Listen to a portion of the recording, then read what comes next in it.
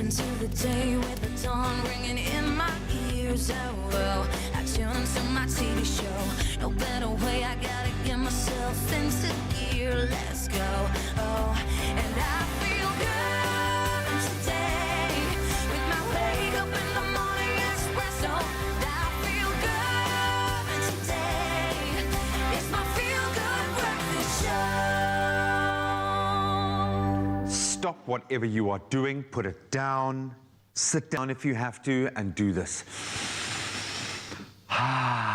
Deep breath, just let it all out. It's a short week, we've had a lovely long weekend, we're feeling amazing, we are inspired, and we get to be with you for another 3 hours, which makes us oh so happy. Good morning, welcome to it. My name is Graham Richards. It is a Travel Tuesday, and we're going to get into the wild this morning. If you've been missing the bush like me, I think today is going to be a fantastic show for you. We're going to literally take you out there with some of the best in the world. We're going to explore all the wonders that we can find in our very own back garden. So Voetspore by the legend that is Johan Badenhorst. He's going to join us in studio ahead of their latest season, and his next adventure, get this, explores the great Zambezi River. What a way to get out into the wild. Then we're going to catch up with a brilliant photographer, Michael Lobsher, who's going to share his greatest work taken on safari, as well as a story of an encounter with a buffalo and a pack of lions, all at the same time. It got nasty, and he's going to take us right inside that. It's going to be amazing. What a way to travel on this Tuesday morning. And I got two wild gentlemen, smoldering next to me, ready to help take us onto this next stage of our adventure. Good morning, gentlemen. Good morning. Good morning. Thank you. We are going to smolder all the way through. Thank you, Graham. Oh, that man is so beautiful. You know, when he welcomes you and he says, "Stay there, you beautiful person," I was like, yes, he's talking to me. He's talking to me. He's talking to me. Yeah, that's Good morning, Mzansi. Of course, Carl Waste on my left-hand side. I'm Raul Morning. Thank you for joining us on this beautiful Tuesday. We're choosing to spend this morning with you, of course. Felt like a Monday, though, until I saw the suit and I realized it's not a blue Monday at all, man. Not at all, my brother. We are going for it today. And there's a saying, they say breakfast is the most important show of the day. I'm glad you chose wisely this morning on SABC3, but we have something to ask you, and that is around breakfast. Now, I am aware you're an intermittent faster. But I do have breakfast. Do you have breakfast? At 12? Don't be surprised. I have a massive, big, warm plate of hiking or swimming. I knew it. Okay, so that's Ryle's favorite breakfast thing. For me, I have a variety of things. I mean, I think I'm a smoothie guy. So drop everything into the thing, and then zzz, and then I'm khoy. And then I could just roll with it as well. Not much for the chewing time. No. I like to drink my breakfast. That's fine. Efficiency. Yeah, indeed. But we're going to be making sure that you have entertainment to drink all the way through the morning. So do stand by for that. And thank you for choosing us, Expresso, here in SABC3. Let's jump over to some news. Yes, Graham. I'm going to take a sip of it. I need to introduce myself. A very good morning to you, South Africa. A very good morning to you, boys. My name is Jamie Domberg, reporting live for duty. And of course, it's all about Tuesday. And if you choose to look good, you feel good. And the sexiest thing to wear is confidence. And that's why with the new skinny, curvy denim jeans from Horwitz, you're going to be doing exactly that. And of course, our fashion and beauty editor, Knox Mafu, is here to unpack the brand new range. Girl, I am excited. Screaming from inside. It's literally for us. I feel like they've heard the call. Curvy girls everywhere, stand up, because this is your time. New jeans, who that? Exactly. Because when you get a jeans, it's always that struggle of pulling it up. It sits beautiful here, and then you have the gap at the back. And of course, with the new range, it is eliminating that. Exactly. So what this range is really focusing on is really like the curvy body, right? So we always struggle, like you're saying, with the ratio where there's a little bit of a gape, but these are materials that are ethically sourced. They focus really on having a stretched denim. They follow the hourglass figure really, really well, and do so in a range of styles. So you can try the skinny, the wide leg, and all of these are available. But what I love is how easily they sink into the body.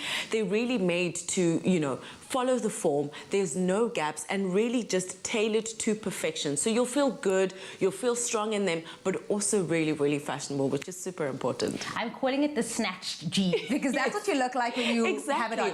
All snatched. All snatched, and the support is there. So here's the thing, Robin, our stylist, actually gave me this beautiful dress, and I'm loving it. Love it. But I do feel like I want to change and give South Africa the option to elevate my look with curvy jeans this morning. So what would you suggest? So for me, It's so hard because I love every single one of them, but I'm really enjoying that darker color over there. I think it's really, really good for the lower temperatures, but I also love, you know, a paler kind of blue. But you know what? The decision isn't really mine. It's up to everyone at home. You're not making it easier for myself as well. Like Knox said, it is up to you at home. So head on over to our Facebook page right now and help me choose my Tuesday look with this skinny, curvy denim jeans. And of course, if you want to feel comfortable and just elevate your look like this, you can shop it in-store, online, or on the Horwitz app. Before we get the show on the road, it's time to head on over to those news headlines. Thanks so much, Jamie. Let's start with our national news first, and a story that's been evolving over the last couple of weeks. President Cyril Ramaphosa says last week's announcement about independent power suppliers that will supply 2,000 megawatts of electricity is an important step towards an effort to solve South Africa's energy challenges. Ramaphosa confirmed in his weekly letter to South Africans that the projects are expected to be connected to the national power grid by August next year. And he added that it involved an investment of some 45 billion rand from the private sector. Staying in South Africa, Wits University's SRC says it has raised 4 million rand to assist those who are in urgent need of financial assistance. This comes as students continue with their protests over free higher education. SRC President Mpendulo Mfeka said that while their goal was to reach some 21 million rand, they would begin the process of allocating the money to qualifying students later today. He said it was time to allocate the money and added that they can't wait until they've reached their 21 million rand mark to do so. On the international front, the leading opposition presidential candidate in Congo-Brazzaville, who was seriously ill with COVID-19, has died hours after polls closed. Guy Bryce Parfait Colelas died on a plane taking him to France for treatment. Hours earlier, the 61-year-old had appeared in a video shared on social media where he removed his oxygen mask and told his supporters that he was fighting death. He urged them to vote in last Sunday's poll. The electoral law doesn't annul the election if one of the candidates passes away. Then further afield, the Russian military court in Moscow has dismissed the complaint from jailed Kremlin critic Alexei Navalny over the lack of a criminal investigation into his poisoning. Navalny, who is serving a 2.5-year sentence in a penal colony, was not present in court and refused to take part via video link.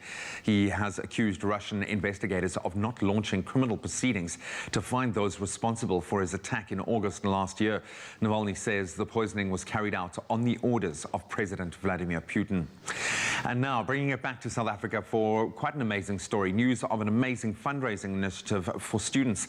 So well-known comedian, TV personality, radio host and actor Lesizwe Dambuza has been following the student protests about university fees with much interest and very much wished to lend a hand. Well, he's done it. Subsequently, he and some friends decided to set up a fundraising initiative to help pay student fees amidst the protests. Dambuza asked his fans and followers to pledge just 10 rand towards the cause and kicked off the fund by donating a whopping 10,000 rand himself. The fund quickly started gaining traction with individuals and corporates leaping on board to help. Soon, various well-known major concerns also dug deep into their pockets, and what started off as a humble 10 rand request snowballed to such an extent that it's now elated Dambuza to be able to announce on social media that the 2 million rand mark had been reached, and that is in just 7 days. Dambuza is incredibly proud of starting something that will help so many students in their time of need, and he wrote on Instagram, "What we have done instead of waiting for a solution is we became the solution. I am so proud of us, and we are so proud of you." And that's where we leave our news headlines. Let's get back into the sport.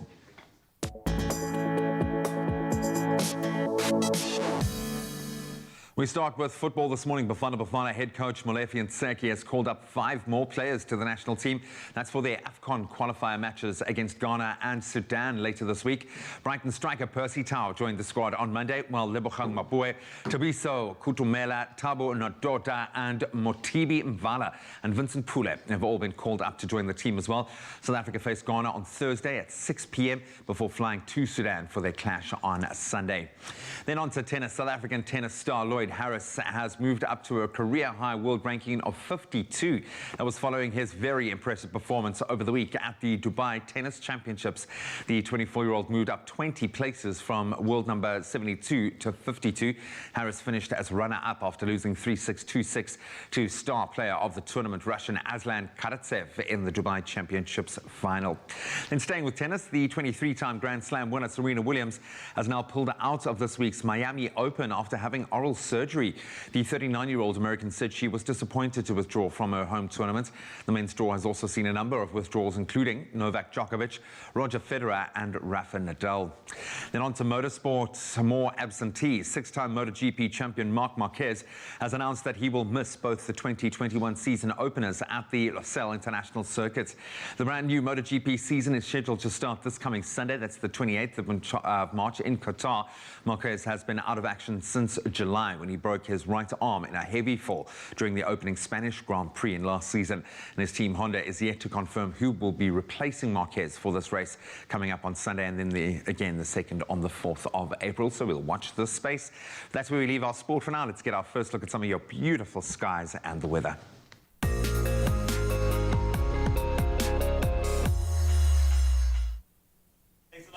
We really love starting the day off by seeing what your sunrise looks like in your part of the country. And this morning we start off with Greg Carolyn, Kensington, Gauteng. A maximum of 23 degrees Celsius in your area is forecast with a thunder shower in parts of the area this afternoon. Jason Sebastian, good morning to you from Dalpoort's shared this pretty view of the sky scattered with clouds and hues of pink and blue. A maximum of 27 degrees Celsius is expected with increasing cloudiness as the day progresses. Please do continue to share your sunrise views with us on the Expresso Facebook page. You may just see one of your pictures featured in one of our segments. While we love to see and show off the South African skies to our viewers, we also want to pay tribute to our international audience tuning in daily via the Africa Channel and YouTube. This morning we feature the city of Fresno. This is found in the state of California, named for the abundant ash trees lining the San Joaquin River. Fresno was founded in 1872 as a railway station of the Central Pacific Railroad.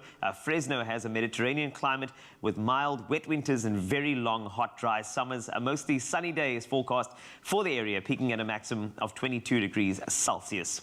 Staying with weather news, the Buffalo City Metro in the Eastern Cape says it plans to impose stricter water restrictions due to the ongoing drought. It says the rate at which water is consumed is also extremely high. The announcement comes amid International World Water Week, which is currently being commemorated. Metro spokesperson Samkelo Ngwenya says they will use this week to inform residents about the importance of water through awareness campaigns. Earlier, UN Secretary General Antonio Guterres said that the theme of this year's World Water Week, Valuing Water, asks, what does water mean to people, its true value, and how we can better protect this vital resource. He said there's no aspect of sustainable development that does not fundamentally rely on it.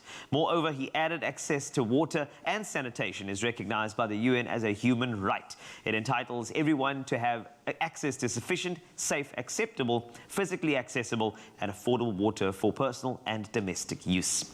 Let's take a look at some of your temperatures from across the country now, and starting off in Polokwane as always. 14 is the low and that is to a high of 24. You got Mbombela at 17 to 25 today. Then Pretoria 15 to 25 for you, thunder showers, a 40% chance expected. Johannesburg for you 23 is the maximum from a low of 14. Mahikeng 16 to 25, thunder showers at 40%. Klerksdorp 16 to 28, thunder showers for you, 40% there. 28 is the max in Kimberley from a low of 16. Bloemfontein 27, that's the high from a low of 13 this morning. Richards Bay 18 to 26. Pietermaritzburg 14 to 25, 41% chance of rain in your area. Then let's go over to Durban, 19 to 26. Mthatha 12 to 26 for you. East London 24 the high from a low of 18. Cradock 10 to 30. Gqeberha 18 to 24 today. George 24 your high and that is from a low of 15. The Mother City a hot 29 from a low of 17. Worcester even hotter 34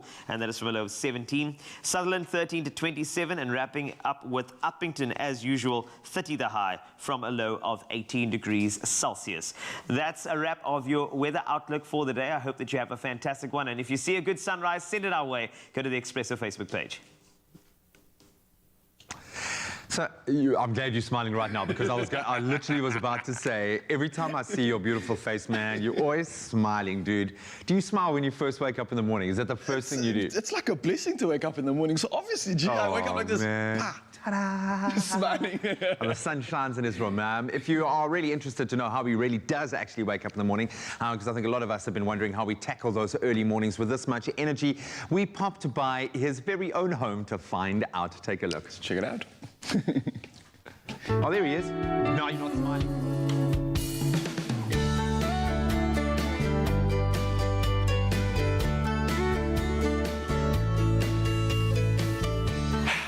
morning, you beautiful people, and welcome. Of course, this is how we get that feel good going every morning, and it's all about activating the mind, the body, and the soul. Now, we've already activated the mind with a beautiful cup of Expresso, and now I'm about to show you how we activate the rest of the body. Let's go.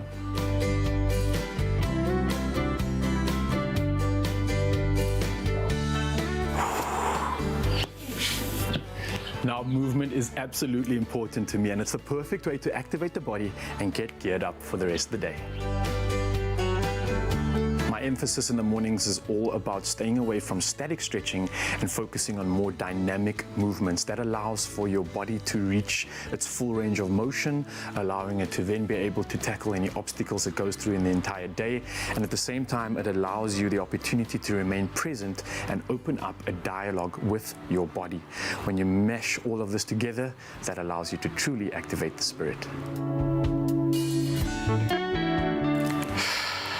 Oh, now that is one way to get those endorphins flowing, and there's only one more thing to do before we kickstart the rest of this day.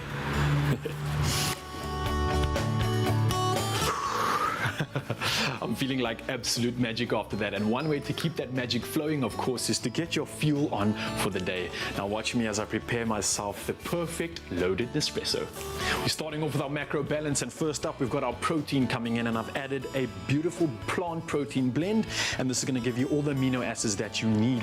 On top of that, I'm adding a beautiful collagen to it. This is going to help you with your joint health, your skin health, and of course your mobility too.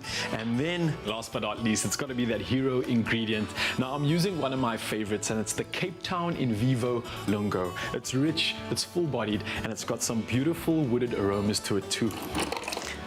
Now the added benefit, of course, is that I am using my almond milk, so that's going to give me that perfect macro balance coming through with that plant fat.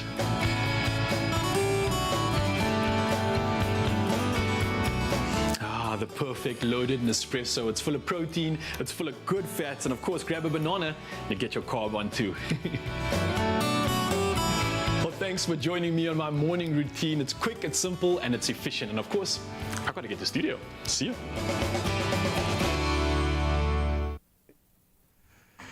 The only thing, yeah, see, the smile is there. The only thing that surprised me, why didn't you take your top off to make the coffee, Rui? It was... Come on, dude. Everyone has to. You've got to take your top off when you're making coffee. Stay tuned. Next episode, we'll be right back. It's coming. We've got also, I was going to say lekker and awesome, but the same, a lawsome show. A lawsome show. Like that. That's coming away. We got amazing performances, and we are going to take you into the wild, being a Travel Tuesday. And yes, the coffee is going to flow. So stick around. We'll see you in just tomorrow. Better smile.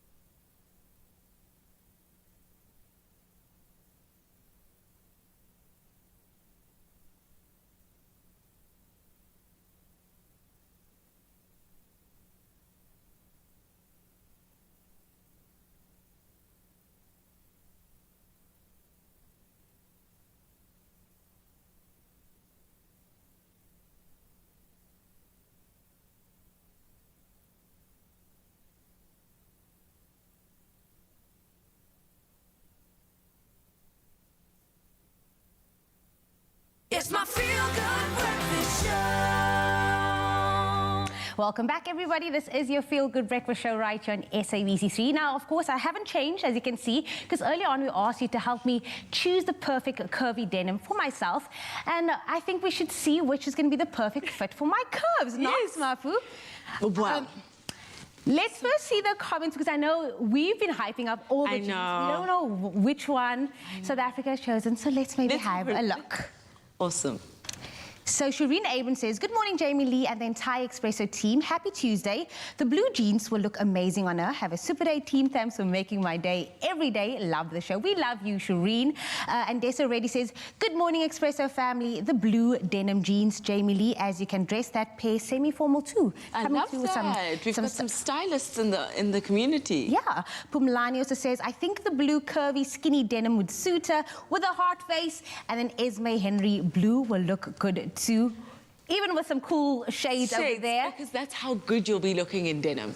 The people has spoken, everybody. It looks like the blue denim. The blue! This is great. And I'll tell you why I love it. And I think it's going to look so good on you because they're two blues. So to me, it was also like, which blue are they speaking about? Because there's the darker hues, which I think you could wear in a more formal look, which I think one of the guests said. But I think this is really, really good for your skin tone. And I think it'll follow your body really well. And you could style it up or down, and I think this is actually the good fit.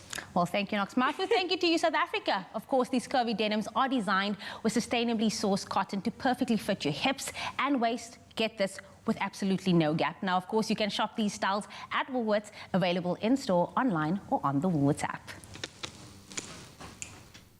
Right, so here we go. We have not only good genes, but we have some people with good musical genetics on the show today, which is quite important. And this particular individual, his name is Bradley Knight. He's a singer, he's a songwriter, and he first started appreciating music as a young boy. He would strum along on his tennis racket, I did the same thing, to the vibrant, infectious songs that his dad was perpetually playing for him, and I think that's such a special way to start things off. Yeah, now we take it back to present day. It's 26-year-old. He's taking a critical step in his musical journey as he is in the midst of the release of his incredible debut single. It's called Lost, and it's ahead of his upcoming debut EP, Limbo, and he's joining us in studio right now live. Yes. We are blessed. We've got him in the building. Brother, how are you doing this morning? I'm good. Feeling great. Thanks for having me. Good. Yes. He has the look of someone that's wondering why we're so energetic in the morning. You know what I mean? That's because of you. It's an early rise. So chilled. Have you seen this guy this morning? He's just too cool. Yeah.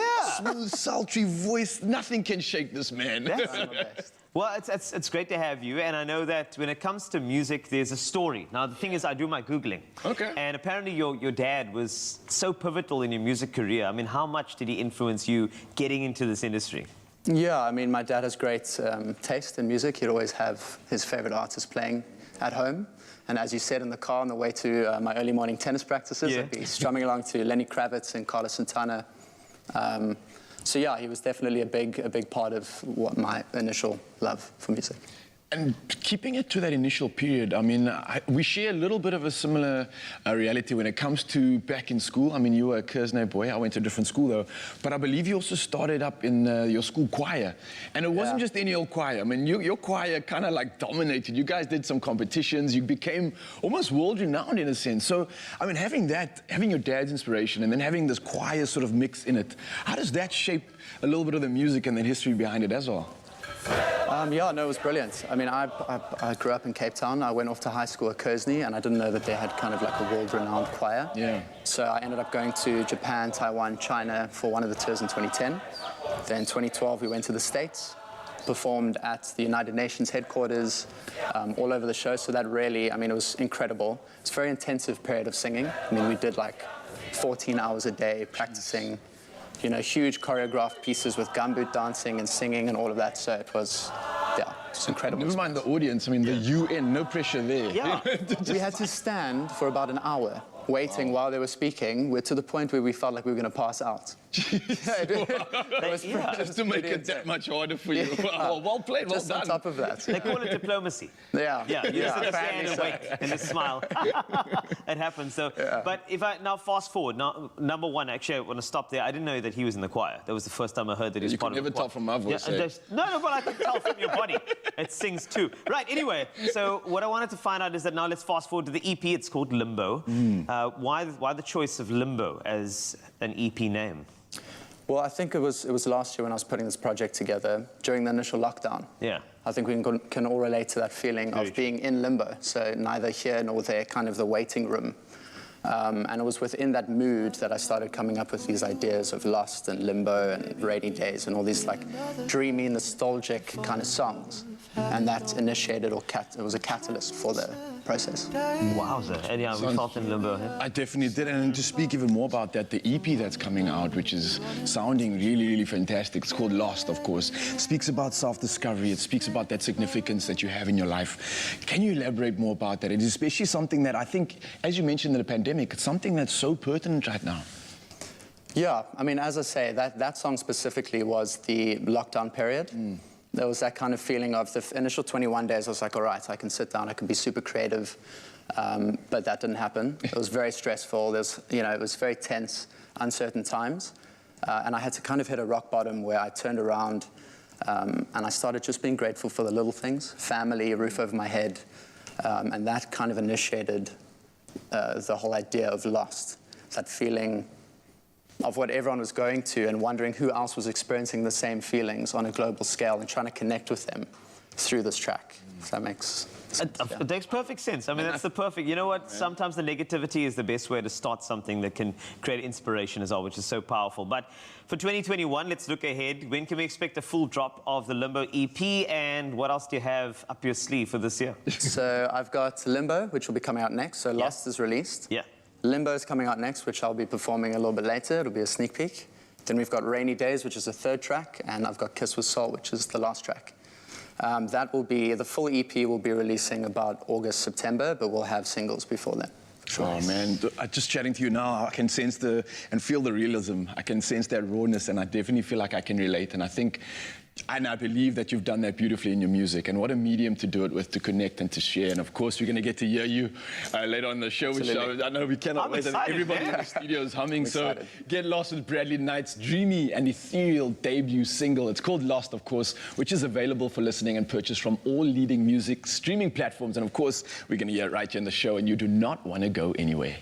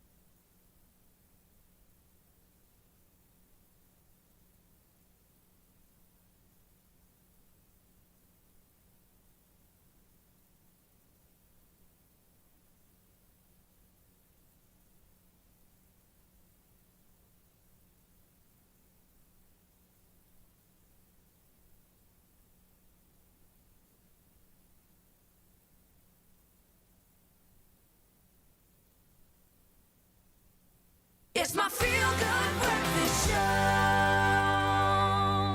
Welcome back. Thank you so much for keeping it locked. The best thing about Easter is that you can get the entire family involved, and with cute as a bunny styles for the little ones, they will be ready for this Easter weekend. I promise you. Fashion and beauty editor Knox Mafu is taking us through the Woolies adorable Easter looks to make your hashtag Woolies Easter extra special. Brace yourself for a cuteness overload. It is going to be so sweet. I was joking with you saying, like, being able to dress my one-year-old daughter is like one of the great joys of my life. Honestly. It is just so sweet. And even looking at this rail, I was like, oh my word, it's just so sweet. I have the best time. In the kiddie section, I'm literally like a kid. I'm like, oh my gosh, there's so much to play with. Yeah. Okay, well, you say that there's a lot to play with, and Yes. I can see it just on this rail. What are we playing with this Easter? So for Easter, it is all about pastel colors. Your little boys and your little girls will be sporting it out in amazing pastel colors with printed graphic tees, with your bunnies, and all these little fun animals that we can play with. So they really can hop into happiness. Dinosaurs. Exactly. Dinosaurs. Dinosaurs, and just really great drawstring sweats and tops that they can wear. So really things that they can really ease in. If they're having a treasure hunt, they can play with ease. Always ethically sourced cotton, so it's very soft on the skin, and really palatable to the movement that they do. Drawstring sweats, which are always great. But I'm just loving the colors. The prints are great. And especially in this kind of transitional phase that we're experiencing, it's getting colder in the evenings. You want them to be able to dress warmly, yeah, but be comfortable and have a lot of fun. Yes. Looking at some of the beautiful pieces that you've brought here, what are some of your favorites? Oh my gosh, I have to talk about this That's just cute bunny dress. I love the bow detail here. So of course, if you're having a more of a heavy lunch as a family, and the kids need to dress up a bit more, I think this is a really, really Don't need nice that way to excuse. do it. Just dress up. If it's a Sunday lunch, you get dressed up. Exactly. Okay, As a that's kid, the you rule. definitely need to do that. And then I'm loving these two set pieces that we have here for the little boys. would Of love course, that. pretty graphic as we're seeing there. But also the pinks and the pastels again. The bunnies are all the rage right now. It's very cute because it makes your child want to get into those things. And I let Jack like choose his clothes, and it's generally based on what's on it. You know? Exactly. And some of the prints. I mean, I even got a bedazzled little Spider-Man top from Woolies. You know, they've got some amazing, Absolutely. amazing graphic prints there. PJs, just as important, and Very they've got to good. be just as comfortable. What Exactly. stands out there? So for me, your comfort is actually key. I'm really enjoying the pajama sets because they really are great on the skin, fun and easy designs for the kids to have fun in. But what's important is that as a parent, you know that this is going to last. It can go through your different washes, which I think is super important. So really the cottons speak to the quality and just great fashion choices. Yeah, and that's honestly become the cornerstone of my kind of shopping for my kids. Absolutely. Is get them a couple of really good quality pieces that can last them. Okay, we've got two very excited presenters because we've got two very excited models stepping in here. Take us through these looks. Good morning, gorgeous. We've got our gorgeous girl here. She's wearing a beautiful dress here, which has got lovely, man. amazing accessories. I love the bag that she has with it. We're seeing really the leaning into pastel colors. The lilac is the star here, and this beautiful detail over here with that little mid-waist belt. So really we're seeing the plays of pastel and just the bunny. Well, I love that because she can feel special, but she's still relaxed. She can still have fun in it and play and be free as a little one Exactly. needs to be. But the bag makes it, girl. Makes The it. bag She's makes it. on it. She's on it, looking great. So I really love this look, and most of your girls can sport any of these, which is really, really great. Really and then we have another model. Get in here, young man. So the guys are here, and what I love about the boys, hello. Smouldering. Here we can stand right Smouldering. here. Perfect. So we've got our model here who's wearing, do you want to turn around for us, Jaden? Just give us a little bit of a turn. Yeah, Small, I'm small. loving those pants. So Jaden's wearing a Jaden. great sweat over here. The printed top again is a big fan. I love what we paired it here, which is a nice cargo with a drawstring. Because the boys are always moving around, this is a great way to do. And they look hardy. That looks like he can play. Exactly, he looks can like he's play a cool in that, guy right man. now. Yeah. You know? So I think this is really about comfort and style. The kids, no matter where you were to take him, he's really appropriately dressed, which is really nice, and he can still play. Yeah, man, take it to school, be the coolest kid in class. Exactly. And then go home and play his socks off. Exactly. You look great. Jaden, you look awesome. Yeah. Absolutely awesome. Thank you Okay, so it's George's first birthday this weekend, and what I'm all about is the tutu detail. That's what needs to happen. This is what's going to happen. We need that's like the birthday dress, okay? We need her in this. And you pair it with like a little sparkly bow, and you let it You're gorgeous. ready. I'm ready, man. You're a I'm ready. stylist. You're ready. I might burst out crying at any moment, man. Absolutely beautiful. I think the most important thing here is quality. This can become the cornerstone of your child's wardrobe. They can be free, they can be comfortable, they can have fun in it as well, and look super, super cool. Absolutely beautiful. Knox, you're a legend. To add some color, add some fun to your little one's wardrobe this Easter weekend, and you can shop all of these unbelievably cute looks at #Woolies Easter Styles at Woolworths, in store, online, or just head over to the app. Shop extra cuteness at Woolies this Easter, where you can find every bunny's favorite treats. What's your favorite thing to have for breakfast besides waking up with these beautiful faces? We asked you that on social media. So let's check out what you had to say this morning. We've got Leanne Swart coming up first in the building. Ooh, I can already smell this one. I love eggs and bacon and toast because it's one of my favorites, especially over the weekend. So I guess you had like 3 opportunities and not 2 this weekend. Long weekend. Oh, yeah. Edlin Quincy Lahawk says, always first, my 3 toasted white bread and the smell of melted butter on it, and then a good cup of love coffee. #feel good feeling, #dream team. We love it. Crazy what the smell of malted butter can do. Oh, the devil is rife in these parts. Stop it! Now we've got Paul Greatness saying, I like having a smoothie for breakfast. It just lightens up my day. It's a brilliant way to get your vitamins and nutrition in. And I know, Jamie, that's a favorite of yours too whenever you do indulge, yeah? No, smoothie bowl, smoothie, anything. Anything with smoothies, that's what I'm going for. And they have another one from that gal. That gal. That gal, okay. Toasted brown bread with butter, fried mushrooms, tomatoes, sunny side up eggs, sausage with a nice cup of coffee, because I like the feeling of making an English with a little I have, and sometimes a cereal does the work, probably because it's cost effective and super, super quick. That whole thing just made I was like my writing mouth the order salivate. down there. It's like, yes, ma'am, anything else? Well, maybe you like some hot cross bun French toast. Well, we have that coming up shortly in just a moment, because that's the breakfast that we all deserve on this Tuesday. So don't go anywhere. Only you can make my day.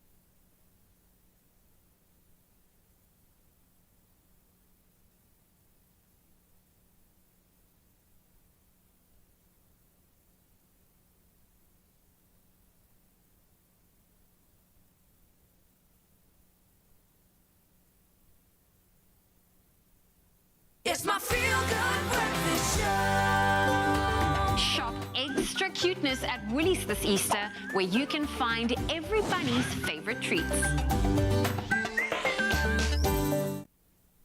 Welcome back to Feel Good Breakfast Show, Expresso at SABC3. I wish I know what Chef Clem is doing today, but all I can tell you is that it's going to be something special. Hi, Chef Clem, I missed you, man. I'm glad you missed me.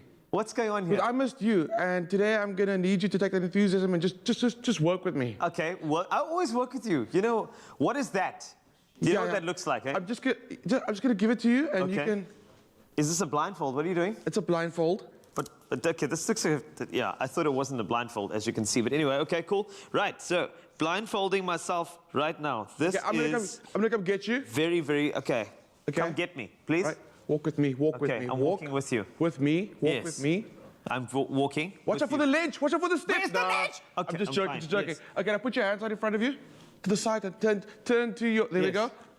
Okay. Sanitize, sanitize, I love that. sanitize. I could feel that. That was one of the most familiar feelings. That wasn't sanitizer. That just, you sprayed 2020 onto me. That's Yeah, that exactly wasn't sanitizer. Right. Okay, no, it was sanitizer. Right. Okay, ready? What I want to do is, Yes. Woolies have the most amazing selection of hot cross buns. Yes. But I want to have you taste them and guess which one it is. Okay, that's fine. Should I go through some of the variants that they have? I shop at Woolies, so I mean, obviously, I'll know a few of them. Okay. So walk past the aisle, but okay, you go through the list. No. You've set the bar high now. No, okay, cool. Let's go. Okay. I'm ready. Let's go. All right. So, at your 12 is...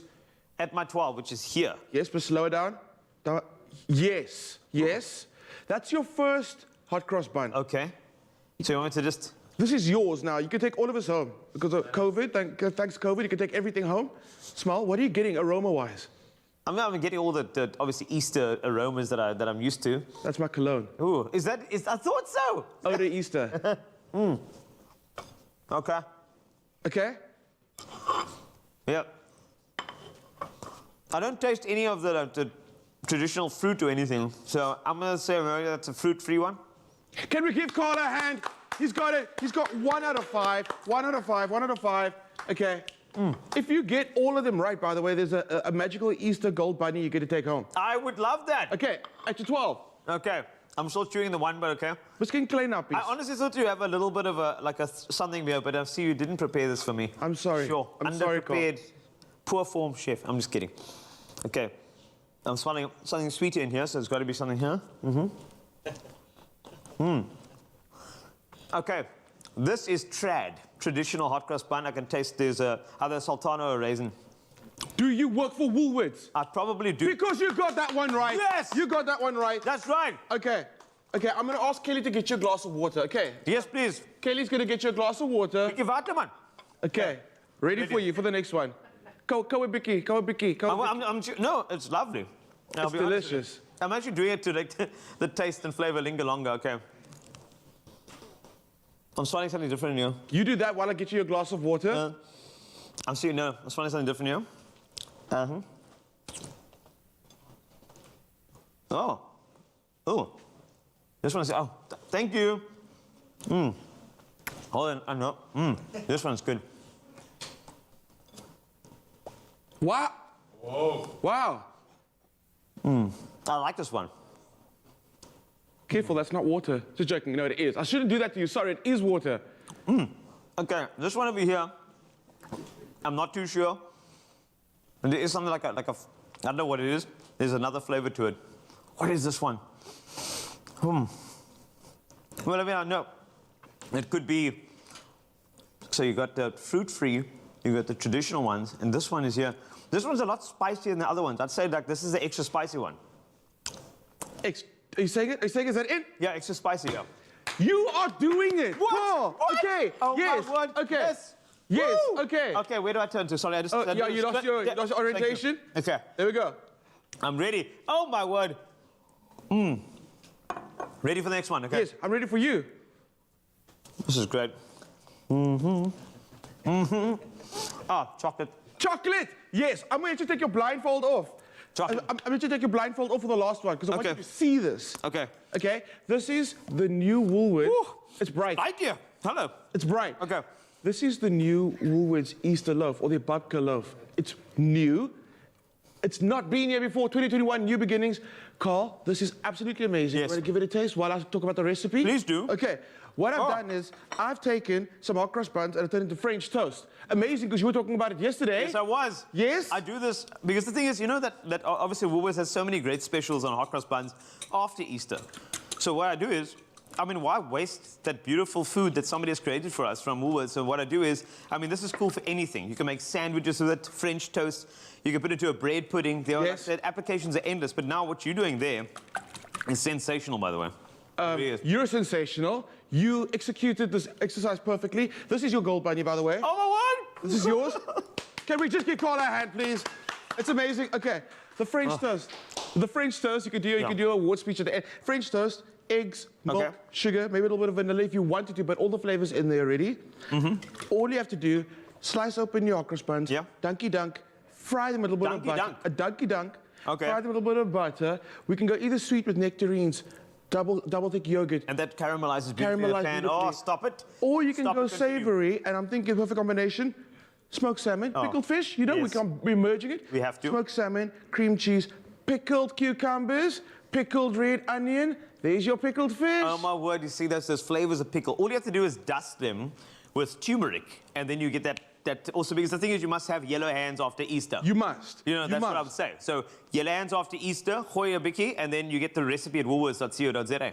Amazing. I think that's a good idea. That's What an beautiful. amazing sport. Thank you. No, I mean, I go there anyway to get recipes. Every time you drop a recipe from woolworths.co.za, I go there, and then next thing you know, I'm like a chef at home thinking, and this is what happens when you go get the recipe there. You get gold bunnies. Just saying. Drops Yes. bunny. Drops and I bunny. thank you. So beautiful. Are you going to do this right now, or are we going to... Can I do it? Do still have time. I mean, you know what? I just think you should gooi it. Try your best to do it as fast as you can. The Let's thing do about this. Quick and easy. Okay, I tell you what, I'm going to give you 2.5 minutes to get this done. The pressure your is on. time Okay. begins now. Pressure Chef Clem, is on. amazing. All right. Right, slice the hot cross bun. This is Master Clem, South Africa. Here we go. I like it. Okay. Butter. In the pan. Okay, In the do it pan. the Gordon Ramsay way. Butter down. Next. Right. Mixture's made. Mixture okay. made. We're giving it the dunky dunk. Dunked. And obviously, you know what I do, right? I actually freeze okra buns. Yes. Yeah, because they last so long in the freezer. Okay. This recipe with frozen okra buns. Yes. Amazing. So good. Oh, so Am I allowed to did talk you have to in the competition? defrost them a bit, or can you just gooi? Am I allowed to talk to you in this? Yes. 2 minutes. 2 minutes. Yes. Yes, you got 1 minute and They 37 thaw out. seconds, eh? They Come. thaw out literally in a minute. In a minute. All right, cool. And then you're good to go. So Okay, go for it. French toast. I Another love thing with this is you can also put this straight into your waffle iron if you have it at home. What? Yes. Okay. Oh, I used to have a snack which back in the day I could do it in there as well. Yes, Oh, you that'd be absolutely great. can. All right. Okay. Lovely, Add and it it's to the doing its pan. thing there. I've got 2 Great minutes, stuff, chef. right? Yes, 2 you do. minutes. You got 2 minutes. I'm waiting for you over here. The thing is, I'm admiring my gold bunny and also thinking about all the applications. I'm thinking about how you can use hot cross buns in the home. The thing is, when you get them on special after Easter, I don't want people to waste. You can freeze them. No. That's one shot. But then you can start getting funky with it. I mean, look here. You can make hot cross buns croutons. In Well, a we salad. connected because I was thinking... You can do Okay, that easily. You can? So, Absolutely. Okay, you know, that's the thing. Chef Clem, you and I feel like we are separated at kitchen birth. A kitchen bird. That's okay. correct. Yeah. All you do is give it a good little flip over. Okay, he's flipping there. You can finish this in the oven if you'd like. Okay, let's do... Can I cheat? Am I allowed to cheat? I like seeing you under pressure. No, continue, please. All right, That's I'm the going to best thing cheat. when you're under pressure. I'm going to Yeah, cheat. go cheat. I'm going to Go. grab... Don't, not the one I bit. Okay, cool. No, not the one you bit. Okay, And I'm going to kind of... Thing. Am I allowed to say... Okay, viewers, Yes. use your imagination. Imagine this is cooked through perfectly. Hi, well, guys. I love this guy under pressure. Go, go, go. Come on now. We got to do this. Master Clem, South Africa. That was amazing. You are amazing. Okay. Here we go. Cream cheese, dolloped on there. What I do is also don't take a spoon and like spread it evenly, by the way. Okay, no Have more a little even. bit of texture so it's one like really chunky cream cheese side. Okay. I'm saying that because I'm not going to spread it evenly. Okay. Don't. Okay, there we go. Ribbons of amazing smoked salmon going No. down. Let's be a little fancy with it. Let's try and do a little rose. Oh, see, you got a time constraint and you're doing roses. This is the type of chef I signed up It's a for. daffodil. It's a daffodil. Wow, that honestly looks like... I remember those roses. Those are the ones that I used to walk over accidentally in my ma's backyard. That shape there. Afterward, Yeah. oh my goodness. I'm even being fancy, chef. I've done a little... Oh, thank you very much. There we go, there we go. Done Perfect. some cucumber Pickles? little battens. That's right. Because the thing is, a kitchen tickle is actually a pickle. So think about, oh, look at that. That's done. Fantastic. We'll do judging quickly. Chef, today I prepared for you beautiful. hot cross bun, cream cheese, pickled cucumber, and red onion. All right, can I taste? Right, we do the taste now. Very quickly. Here we go. Good flavour pickle. Amazing salmon. Cream cheese, balanced. Hot cross bun. Spicy, beautiful.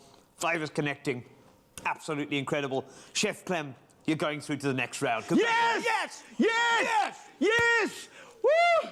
Absolutely. Woo! If you want to go through the next round, go to woolworths.co.za. I'd like to thank my mom, my dad, sisters. There we go. While that's here, we're going to recap for you in case you missed all of that, because a lot happened in a quick space of time. But check it out, woolworths.co.za. This is actually really delicious. I'm going to have another bite. Check out this.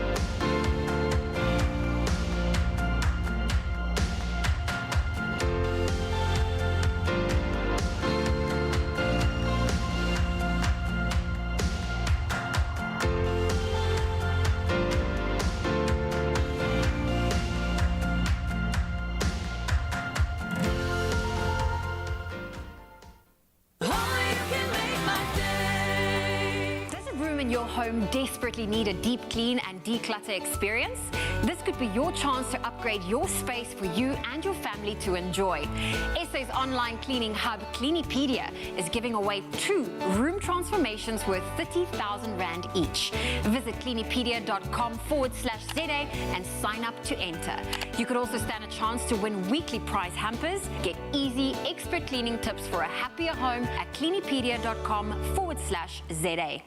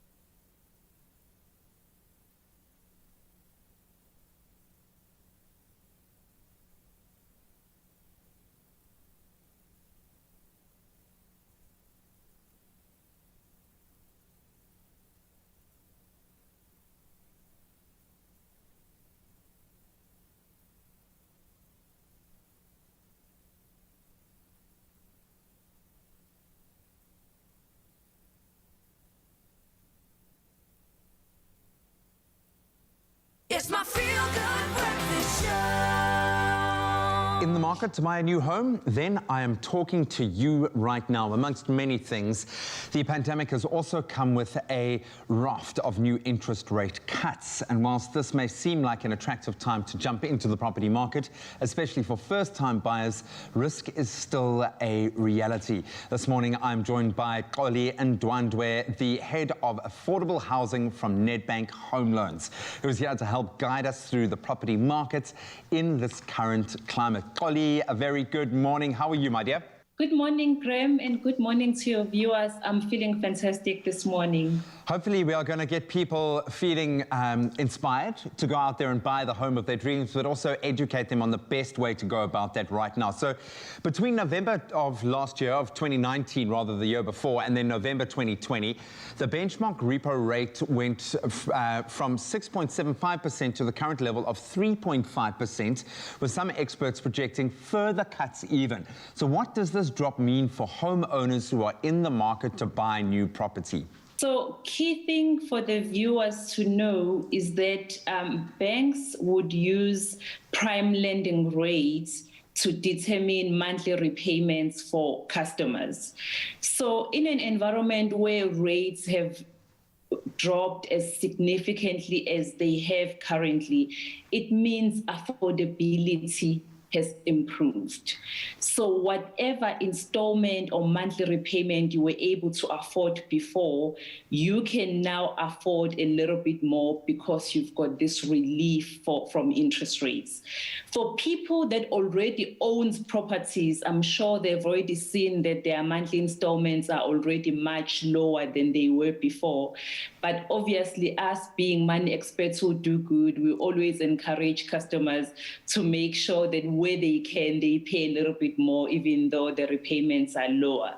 And you know, Graham, looking at these lower repayments and the fact that people that are buying for less than R1 million don't pay an estate duty, then suddenly home ownership is really within easy reach for most South Africans because they get this subsidy from the Department of Human Settlements to help them have a bigger deposit for their first purchase.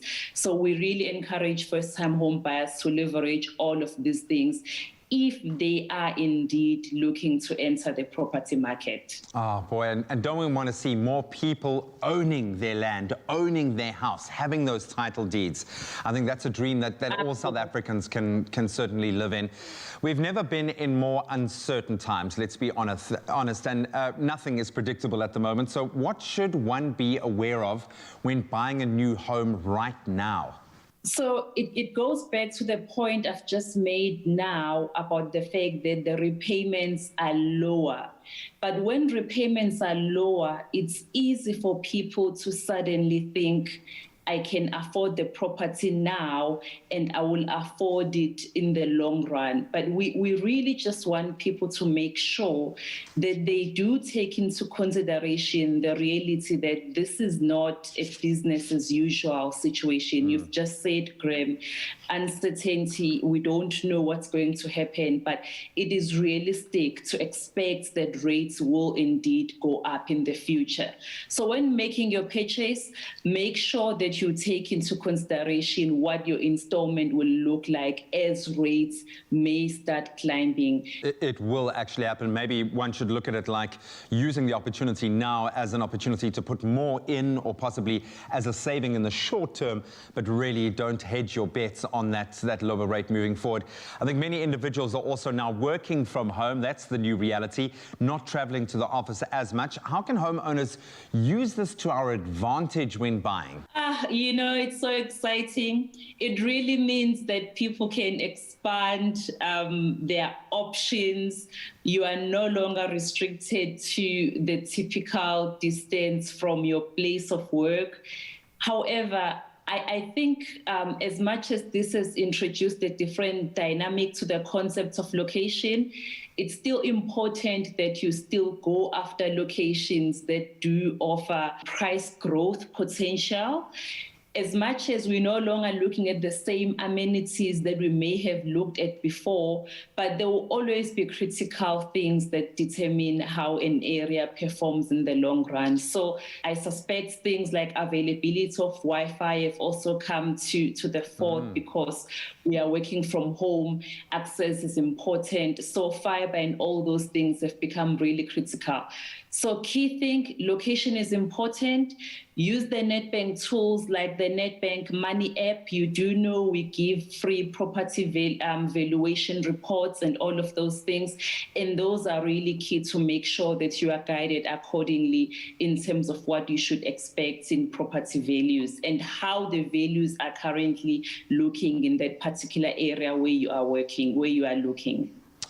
Thank you so much, Oli. While we know the environment, stay tuned, because after the break, we're going to take you through Nedbank's incredible offers for first-time home owners and introduce you to some of the new tools, the new USSD home loan affordability calculator as well. Give you the tools to empower you in this next step. Here's to you, Mzansi. Combine multiple loans into one with one affordable repayment. Get a Nedbank personal loan. Apply at nedbank.co.za/personal loans.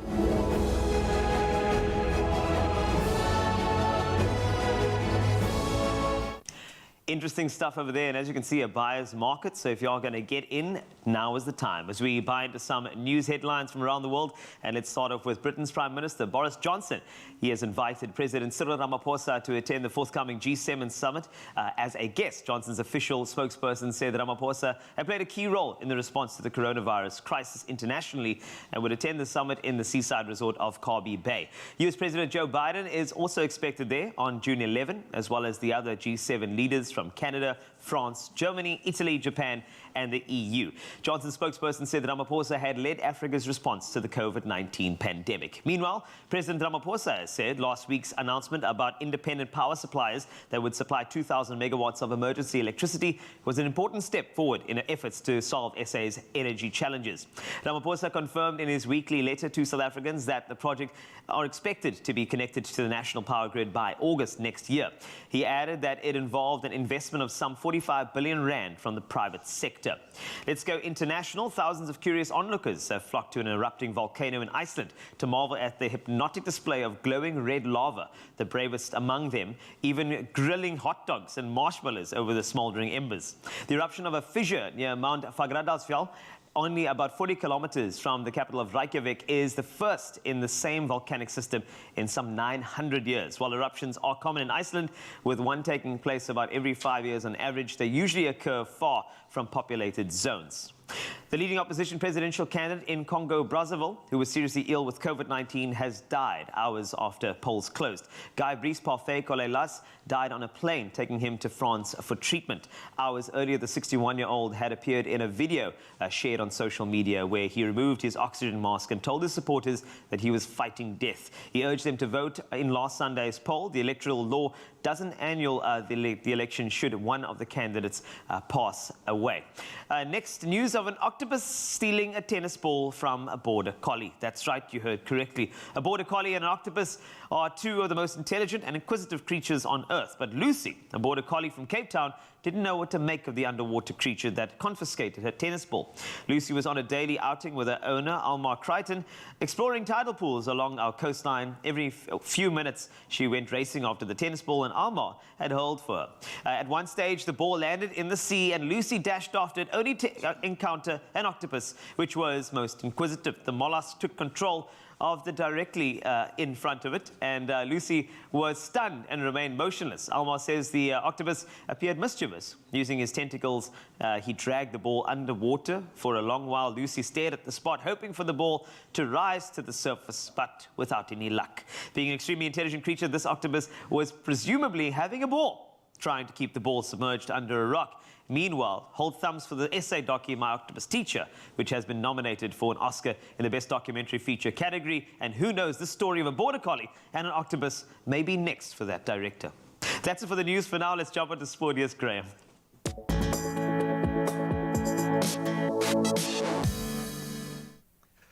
Well, after that sport, let's get into the sport this morning. Of course, we start with footballing news. Bafana head coach Molefi Nseke has called up 5 more players to the national team for their AFCON qualifier matches up against Ghana and Sudan, kicking off later this week. Brighton star striker Percy Tau joined the squad on Monday, while Lebogang Mabue, Tabiso Kutumela, Tabo Nadota and Motobi Mvala and Vincent Pule have also all been called up to join the team. South Africa will face Ghana on Thursday at 6 p.m. before flying to Sudan for their clash on Sunday. Then on to tennis. South African tennis star Lloyd Harris has now moved up to a career-high world ranking of 52 following an unbelievably impressive performance at the Dubai Tennis Championships over the entire week last week. The 24-year-old moved up 20 places from world number 72 to 52. Harris obviously finished as runner-up after losing 3-6, 2-6 to Russian Aslan Karatsev in the Dubai Championships final. Then staying with tennis news, the 23-time Grand Slam winner Serena Williams has now been the latest to pull out of this week's Miami Open after having oral surgery. The 39-year-old American said she was disappointed to withdraw from her home tournament.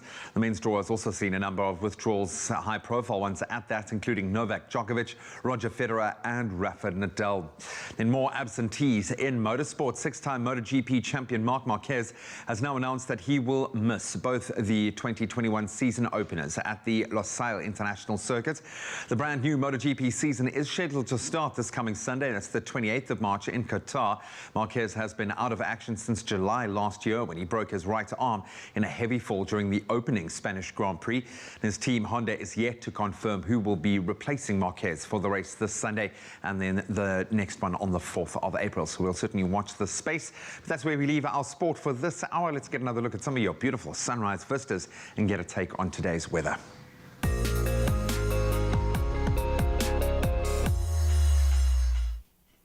Let's do that indeed, and thank you to all our viewers that have taken the time to share their sunrise photos with us. We kick off your 7 a.m. update with this beautiful photo from Yanesh Bihari, who took this photo of the sun rising in Gqeberha. Your maximum will be 24 degrees Celsius today. Lungelo Rudolph shared this stunning photo of the sun rising over the hills of Bombela. There's a 25% chance of rain in the area with a maximum of 25 degrees Celsius forecast for you. Please do continue sharing your sunrise views with us on the Expresso Facebook page. You may just see your photo featured in one of our segments. We love the fact that we have a growing international community who tune in daily via the Africa channel as well as YouTube. So for your 7 a.m. feature, we are heading to Alexandria, the 3rd largest city in Egypt. Alexandria is a popular tourist destination and also an important industrial center because of its natural gas and oil pipelines from Suez. The city has a hot desert climate which is influenced by the Mediterranean Sea, causing variable rainy winters and hot summers that at times can be very humid. Today we'll have a maximum of 21 degrees Celsius, breezy conditions with sunshine and clouds can also be expected. Let's move abroad. Parts of Australia that have seen the worst flooding in decades are bracing for more heavy rainfall with the expected peak today. The entire coast of New South Wales has been placed on alert with troops and hundreds of volunteers deployed. Roads and bridges have been cut off, cars and signs are submerged, livestock marooned and schools closed. The heaviest rainfall for the worst affected state of NSW was expected overnight into today as two major weather systems collide. The southern coastal areas could be the worst hit this time.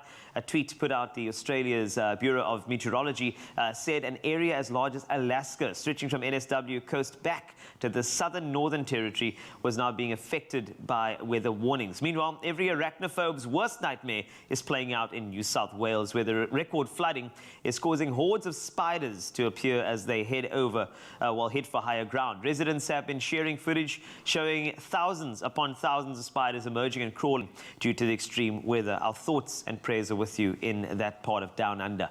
Let's move over to some of the temperatures from across the country, and let's start you off in Polokwane. Good morning to you. 53% chance of precipitation in your area, 24 the high. That's from a low of 15. Bombela, 17 is the low this morning, and that rises to 25. Same max for Pretoria, 25. That's from a low of 15 with a 40% chance of thunder showers. Johannesburg's max is 23 from a low of 14. Maheng, 16 to 25 for you. Klerksdorp, good morning, 16 to 28 for you. Kimberley, 28 is also the maximum in that area, 16 the low. Bloemfontein this morning, you can expect 13 degrees Celsius to a high of 27. Richards Bay, 26 the max from a minimum of 18. Pietermaritzburg, 14 to 25, a 41% chance of rain in your area. Durban, 19 to 26. Mthatha, 12 to 26 for you. East London, a max of 24 from a low of 18.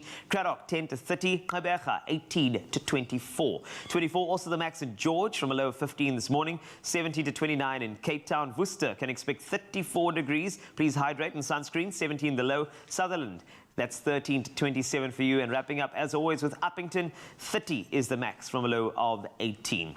That's a wrap of your temperatures. Make sure you send some of those sunrise photos. I love seeing them, and that could be featured in our next segment. But stick with us for more entertainment right here on Expresso on SABC3. Well, things are about to get heated right here on your Feel Good Breakfast Show, because Bradley Knight is here to perform his brand new single called Lost. Without any further ado, Bradley Knight with Lost. I'm lost without you. Is there anybody out there sitting with a cigarette, still trying to figure it out? Don't want to waste your time, but I'm sick of it. Tired of fitting in, starting to lose my mind. Just wanna take a ride. I just wanna step outside. Will you join my side? Travel through the night and get lost, baby. 'Cause I wanna break the rules tonight. Let's get a little crazy. Set this roof on fire. Then maybe let's marvel at the sunset, just for the hell of it. Wrapped up in blankets, with you this is magic. Look how the colors glow, just like a rainbow. But when the sun goes down, could you stick around? Don't leave me now, 'cause I thought we might travel through the night and get lost, baby. 'Cause I wanna break the rules tonight. Let's get a little crazy. Set this roof on fire. 'Cause lately I'm just not feeling right.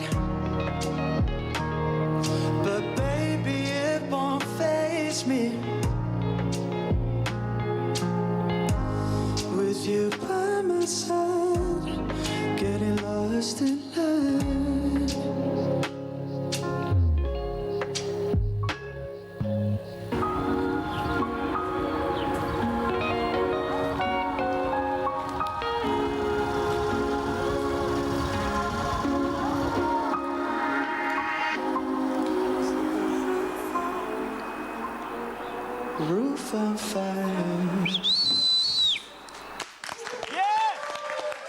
It's smooth, it's sultry, and it's Bradley Knight with his brand new single called Lost. How does that feel? That is an exclusivity on your Feel Good Breakfast Show. How does that feel? Feels great. Feels unbelievable, yeah. It's really good to showcase it. We've been working so hard on this, so it's really nice to be able to perform it, yeah.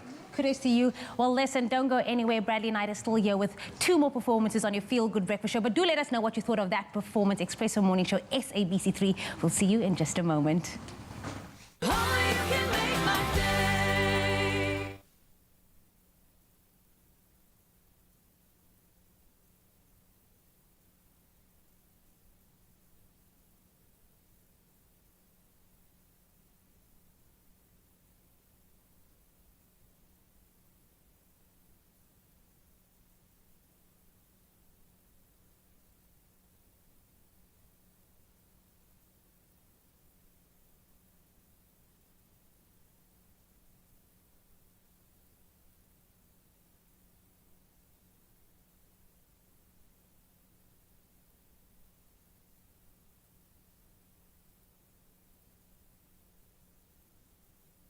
It's my Feel Good Breakfast Show. Welcome back. You're live with Expresso as we inspire, I think, this morning, that wanderlust. We are joined in studio by an absolute legend of South African television, Johan Badenhorst. His travel documentary series, Voetspore, is just as legendary. It's been on air for an incredible 21 years, undertaking some epic journeys throughout the African continent and certainly within our own borders. And the new season of Voetspore is set to air on SABC2 on the 5th of April 2021 at 7 o'clock. Put it in your diary. In fact, write it on your arm, because that's going to be unmissable. And Johan now joins us in studio to tell us a little bit more about the latest season, what to expect, and how he's been during lockdown, this crazy time that I would imagine someone who suffers from wanderlust, who needs to be out there exploring the world, this must have been a difficult time. How have you been during these crazy months? Excellent, Graham. Well, thanks for having me. Thank you so much for inviting me over this morning. Like for everybody else, it was a difficult time. But like most other South Africans, I think we made the most of it, in the sense that the moment when we had the opportunity to get out there, after that first month that we all just sat at home, which to many of us I think was a wonderful time, discovering some, thinking about things, enjoying some time with family, cooking at home, all those things. But then the moment when we had the opportunity to get out there, we managed to travel South Africa again. And this was also, I think, a very good thing, in the sense that, in the past we traveled Africa. We even went over to India, we did Madagascar, many other places on the rest of the continent. Now it was time to reflect, perhaps to travel our own country. And that was the amazing part of Voetspore in South Africa this year. Maybe reignite that love of what you're doing. 21 years. You've created one of the most successful properties on television, but there is a life journey woven into that. This is your life played out on TV. What keeps you going back for more? Why do you love to explore the world like this? Graham, I think travel is intoxicating. The moment when you start, the more you want to do it, the more you want to travel. Another very important thing is I've never met a conservative traveler in my life. The more you travel, the more you respect other people, their cultures, the more you respect other places, the more you fall in love with Mother Earth. And that's why I encourage people. The question that I get asked more than anything else is can I go with? No, you can't. There's just 6 of us. But you can go and do it yourself. Exactly. And that is what I think that I hope to a certain extent that the journeys that we've had, that we've been very fortunate to have over the past 2 decades or so, will inspire people just to go and do exactly the same. And especially on the African continent. This is an undiscovered continent with fantastic people, wonderful places to visit.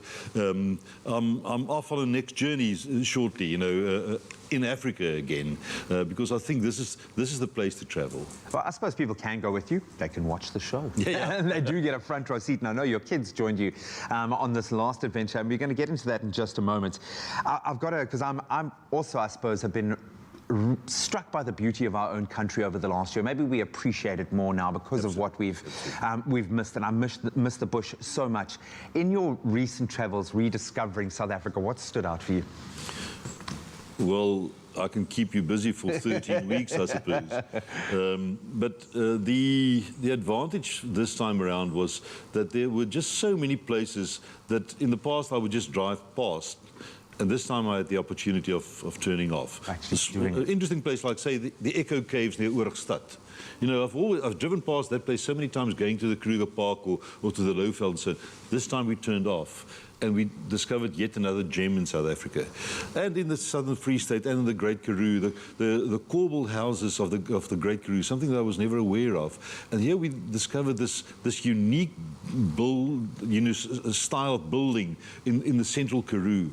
All of this, I honestly think that our new series will open the eyes of many viewers to rediscover many gems in South Africa again. And something that's probably a lot closer to you than you would ever imagine. An hour or two away, yeah.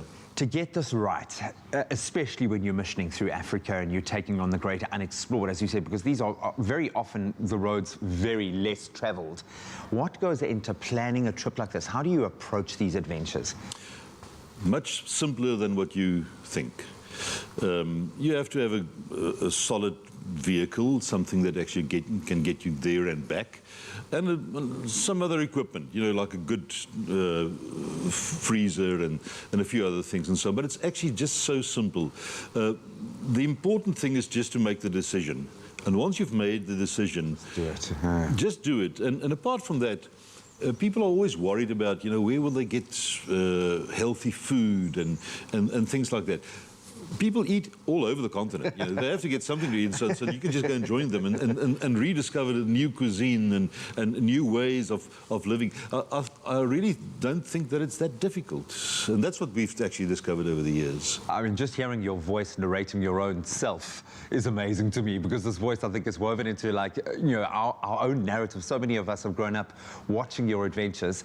You've mentioned people a number of times now. Every time you talk about these adventures, and I always think it's very wild-centric, but for you, discovering these places through someone who's emotionally invested, through someone who lives there, through sitting down and having a meal with someone who lives there, how important has that been for you in your own development as a person to meet these people across the continent and here in South Africa? At first, we approached it differently. At first, we were mere observers. At first, we packed everything, including the kitchen sink, into the vehicles. We carried the trailer with and so on to take all our meals, everything, and we're mere observers of what's happening on the continent. But then we realized that if you really get under the skin into the continent, to go and enjoy everything that the continent has to offer, that's when you really experience Africa. When you have a meal with people, when you go and see what the reason is behind their traditions, you know, the stuff that we experience in Ethiopia, for instance, in the Omo Valley and so on, with these guys with the big lip rings and stuff like that and so on. At first, it was just something that you would actually, as a casual observer, go and sit there with a camera. Obviously, that's what we do. But once you get in there and ask them, but why do they do something which sounds crazy to us, like for instance, the whipping ceremony, where they whip women. I mean, in our society, you will never accept that. But there's a reason for that, doing that in Ethiopia, even in this day and age. You know. So only then, once you engage, do you actually fully comprehend of what's happening there. We're going to continue on the adventure, get the inside track. Thank you so much for joining us again. We're going to chat about the book in just a moment and his latest adventure. You want to make sure that you stick around, because the adventure is going to continue. We're going to find out more. That, of course, you can join the adventure on SABC2 the 5th of April this year at 7 o'clock. Footsport returns, and stay with us, because we're going to unpack more of his unbelievable adventures, and his incredible life. Johan is going to stick around as well. So do stay tuned. Right now, though, we thought we'd make him some breakfast, and what better than a little bit of breakfast pop.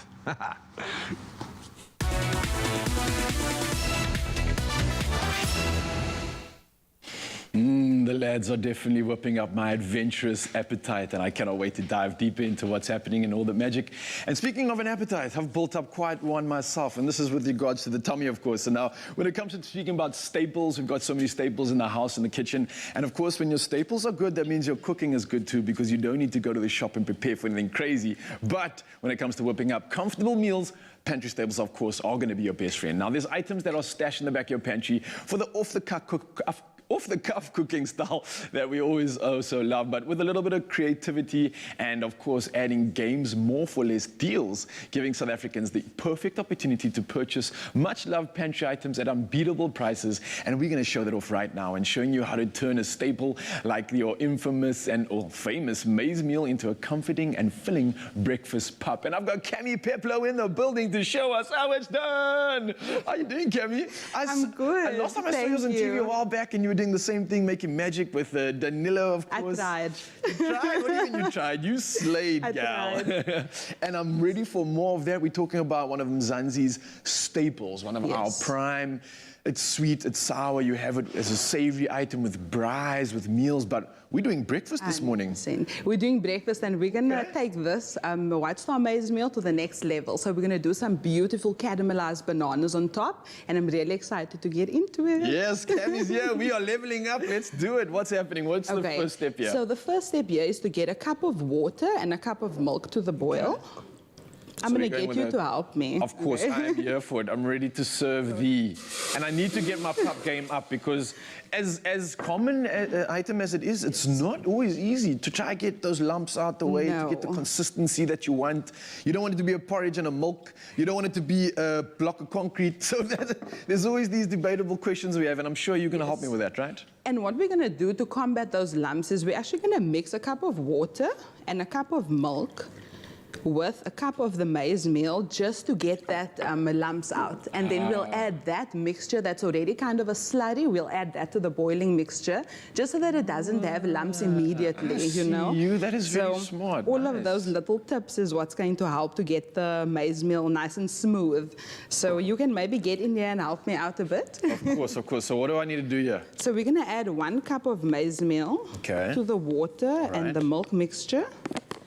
And what you can do is you can just get that stirred up for us. Yes. There you go. I'm here for it. I'm good at putting it to work. Let me grab that this side. Let's still practice our social distancing. And now I'm going to get my stir on over here, right? Yes, you get that stirred up so that all the lumps are through. And what's really beautiful about maize meal is its versatility.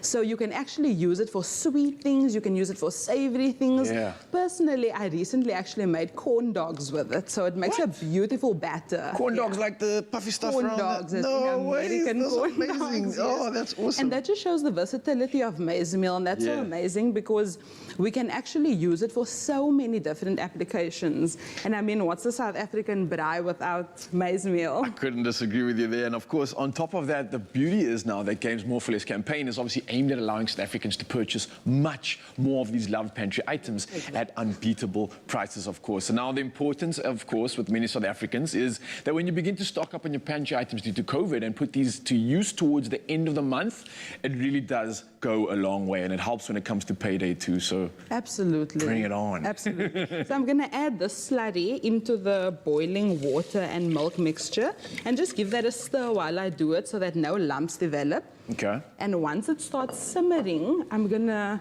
just leave it over here on a lower heat to get cooked for about 30 minutes. I've added salt to this because the last thing you want is a bland porridge. It's dead. There's no so life. Definitely there's no add soul. salt at there's that no magic stage. in here. Absolutely. So to get going on the topping, I'm going to peel 2 bananas. Okay. And slice them lengthways, because banana, as you know, is also quite a good breakfast addition. Yeah, and I mean, banana on a flapjack, on a pancake. Oh, on anything. On anything, a waffle, and now on pup. It's only fitting, I guess. I mean, why not? So I'm going to take it and I'm going to slice it lengthways. Okay. And then just get that caramelized in the Is there a reason, pan. or you're just trying to be fancy on us I'm here just now trying that to be we're fancy. in the Expresso studio? Absolutely, just trying to be fancy. I like that. Thank Hopefully it works out. So I'm going to cut this up. Yeah. And I'm just going to saute it or caramelize it in a pan with some butter. All right, and while you're up to that, Mzansi, let me remind you, of course, while you're at it, the More for Less campaign is running at Game until the 31st of March 2021, of course. Now, customers, you all can find the More for Less leaflet on the Game website too, so you're going to make sure you want to head over to that and get your cooking on, because if it's anything to go by from this recipe alone, your pantry essentials are nothing but essential. Absolutely. Are we going over there? I see you're popping in the pan? Yes, so the caramelized bananas need to be done in the pan. Caramelizing the bananas, excuse with a little bit of cinnamon sugar. Does it get any better? This is not pop. This is like pop that went to private school. This is bougie pop breakfast. I like it. Absolutely, absolutely. I mean, you know what? Breakfast is supposed to be the most staple meal of the day. Yes. So why not elevate it a little bit, you know? One thing I must say also, obviously, you guys can get this recipe on expressoshow.com. And if you dig into the recipe even deeper and you go do a little bit of research, you'll see the value of PUP 2. It's got some great BCAAs. Those are branched-chain amino acids. Leucine, isoleucine, valine. It actually is as important as you say, because it's going to help with the recovery of the body. It's going to help repair some of the muscles as well. A good carb and a good starch too for energy. And of course, it's smelling so good too. I can't wait. I can't wait to enjoy it. It's really going to be something good. And what you want to do with the PUP is stir it constantly, because that will really help the lumps to dissolve. Yeah. You don't want lumps to form.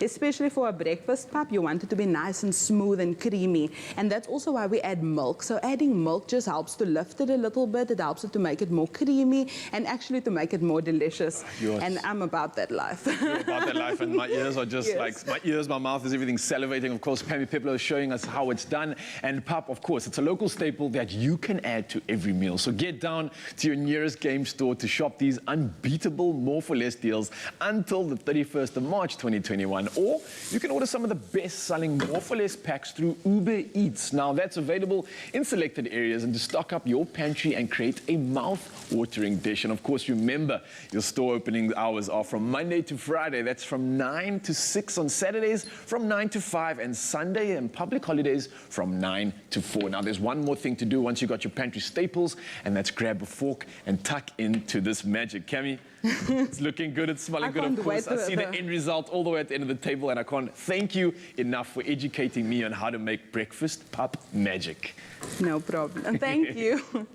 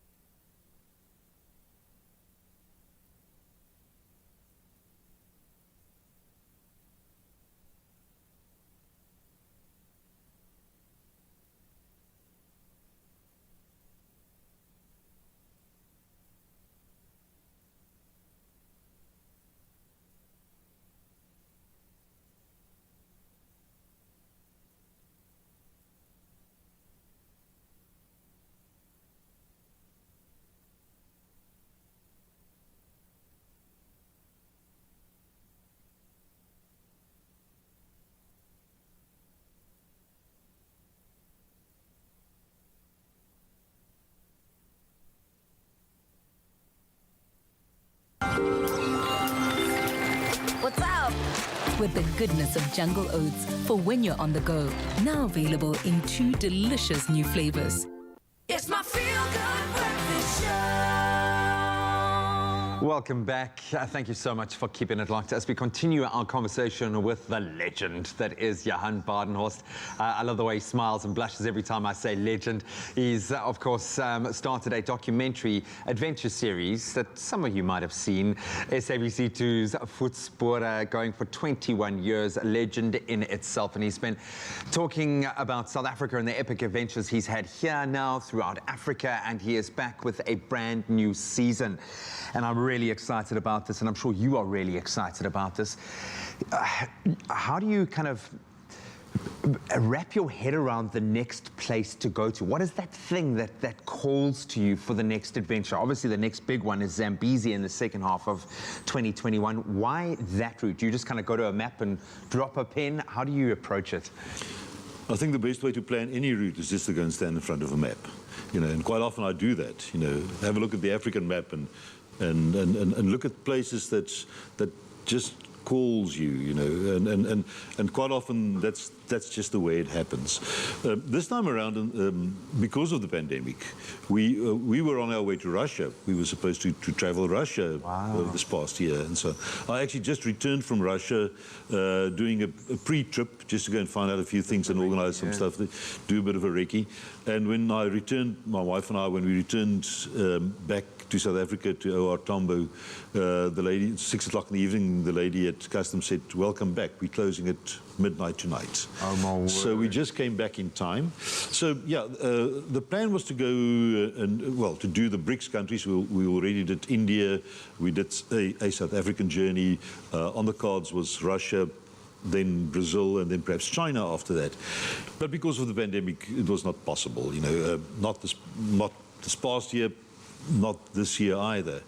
So we decided to have a look at what is in our region, what epic journeys are there in our region. We've done about 6 of the epic transcontinental journeys, the Cape to Cairo, the Casablanca to the Cape, on the equator, stuff like that and so on. But the 4th largest river on the African continent, and the one which is closest to us, and the one that feeds the biggest waterfall in the world, and the biggest lake. Notorious. An absolute I do think that from source to sea, to do the Zambezi, that must be an epic journey to undertake and so on. And whilst the South African journey over the past year was not that much of exploring, I think the Zambezi will be again. For us to go to places here, to break new ground, to find yourself in situations that you have to make a plan. The South African one was much more planned. I could actually tell you exactly each day where we were going, which 4x4 route we were going to do, you know, what we may experience, and so. This time not. This we'll look back and say, okay, that was a turning point there, that was a turning point there. What a joy to be able to have your children join you now. I know your son's been doing it for a while, your daughter more recently. How special is that for you to be able to share this with them? Absolutely fantastic, you know, absolutely. You know, I've got another kid, Elian, she's teaching in Japan at the moment, but Elian is doing our social media all the way from there. So my kids are very, very involved. Stryger from the age of 9, he's been traveling with us for so many years. And I missed him this time around because he's normally on the left front seat of the 4x4. This time he drove one, you know, with his sister next to him. And, yeah, fantastic to have the kids with me. It's wonderful to experience all of this with them. And, you know, the relationship, I think, just gets stronger and stronger because you not only experience things, but you discuss it and you find out why things happen and what it's like to be there. No, I think it's an absolute joy to you. And a nice counterbalance for you as well to get their perspectives because they know you as well as you know them. So to have that must be amazing. You brought along a little showpiece here that we're going to be giving away. So thank you so much for that. Talk us through the process of putting this down pen to paper. I think the one effect of COVID-19 is that people will travel their own country much more. And that's why I wrote this book, one of the reasons why I wrote this book and so on. There are 13 journeys in this book that will take you to places in South Africa and so on. And not only taking you there, but giving you a little bit of the story behind the story. Quite often you'll go to a place, you'll explore, you'll see, you'll find out, you'll meet people, but often there's a story behind it, a story of something that happened 100 years ago. And that's what we did. In my research for the book especially, some of the stuff you saw and you'll see on the TV show, but some of it you'll only read in the book. If you take the book, it's not a comprehensive guide of South Africa, but it's our journey. And go and see how you find it, what you experience in these different places that we went to. Yeah, not going to a lot of places, but the places you go to, go deep, explore, meet the people. Thank you for opening this window into South Africa and the world for us. Here's to another 21 years of doing exactly this. It's been an absolute pleasure and honor meeting you, actually. Thank you so much for joining us. You are a treasure, my friend. Thank you so much for everything that you do for, I think, this industry, for television, and I think for those of us here in South Africa who absolutely love the wild and adventure. For us to be able to live vicariously through you is a gift. And here's the good news. This must-read book is yours. You could win yourself a copy of Johan's book by answering this question. Which African country is on your travel bucket list? And give us a reason why. Share your answer on Expresso's Facebook page. You can find all the terms and conditions on expressoshow.com. The competition is going to close on Wednesday. That's tomorrow at midday. So you've got just today to get through that, up until midday tomorrow. So I really suggest you do it, Johan. Once again, thank you so much for joining us, and stay safe on the next big journey up the Zambezi. Crazy stuff. Well, we're going to continue to appreciate the wild, from adventures that we see on TV to those captured in stills. Yeah, you're still locked in. It's your feel-good breakfast show. Now, I have a question for you. Have you ever dreamt of being a photographer and capturing wildlife in Africa? Well, Michael Laubscher has been chasing sunsets across the continent and considers himself a hunter of natural light and candid moments. Now, he recently traveled to Kenya, and he joins us via video call to share his wonderful experience and why we should also explore safaris in Africa. Michael, how are you doing this morning? Hey, good morning. I'm very well, thanks. And how are you? So good. And even better now that I get to chat to you, man. And I want to hear all about your epic adventures. And I know you recently visited the Masai Mara National Reserve, which is based in Kenya. And I know it's a bucket list adventure, but what was that experience like for you? The Masai Mara is definitely a must tick off bucket list adventure. And I mean, every safari into the Masai Mara is a magical one, including the one I'd just been on. And seeing that this is a reserve that's been labeled the best game reserve in the world, due to the fact that the teeming wildlife can be seen everywhere throughout the year, regardless of the season, just really makes it a magical and incredible destination to visit from an experience point of view. And I've got to ask you specifically, though, what was the reason for you choosing to go there? Well, the company I work for, Wild Eye Destinations, we own a camp in the Masai Mara, so it is a destination that is very dear to all of our hearts. But the reason why I'd hosted this particular safari earlier this year is that the guest that I was hosting was already in Kenya, so it was pretty much an obvious choice, and it's a destination that will just never let you down. Now, Michael, I know everybody's obviously going to be super keen to get involved in this and are going to be packing their bags. So when it comes to gear, which is obviously very important, and especially for a beginner, what sort of camera and camera lenses would you suggest in order for us to really truly capture the magic wildlife during a safari experience? Now, this is a very difficult question to answer, and seeing that it's probably one of the most common questions that I get asked, it still remains one of the most difficult ones to answer, because it purely comes down to your budget, because I always revert back to saying that the best camera to have is the one you have with you. But looking at the Masai Mara as a whole, and if you're focusing on a safari in the Masai Mara, for the most part, the animals can be quite far away from the vehicle and from the road.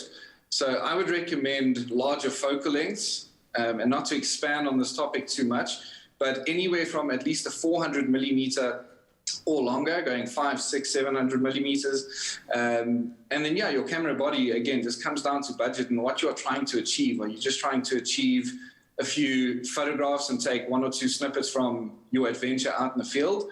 Or are you venturing more towards the avid semi-professional photographer side of things? Because then there's 2 different ranges of gear that you want to look at. But yeah, there's a whole massive variety of gear and camera bodies and brands and models that you can choose from. So it's almost an impossible question to answer. It comes down to what you want to achieve. Well, Mzansi, we're chatting to Mike Loubser, of course, and we're going to be diving in a little bit deeper as to the reasons as to why we definitely have to keep traveling to all those African hotspots and wildlife destinations.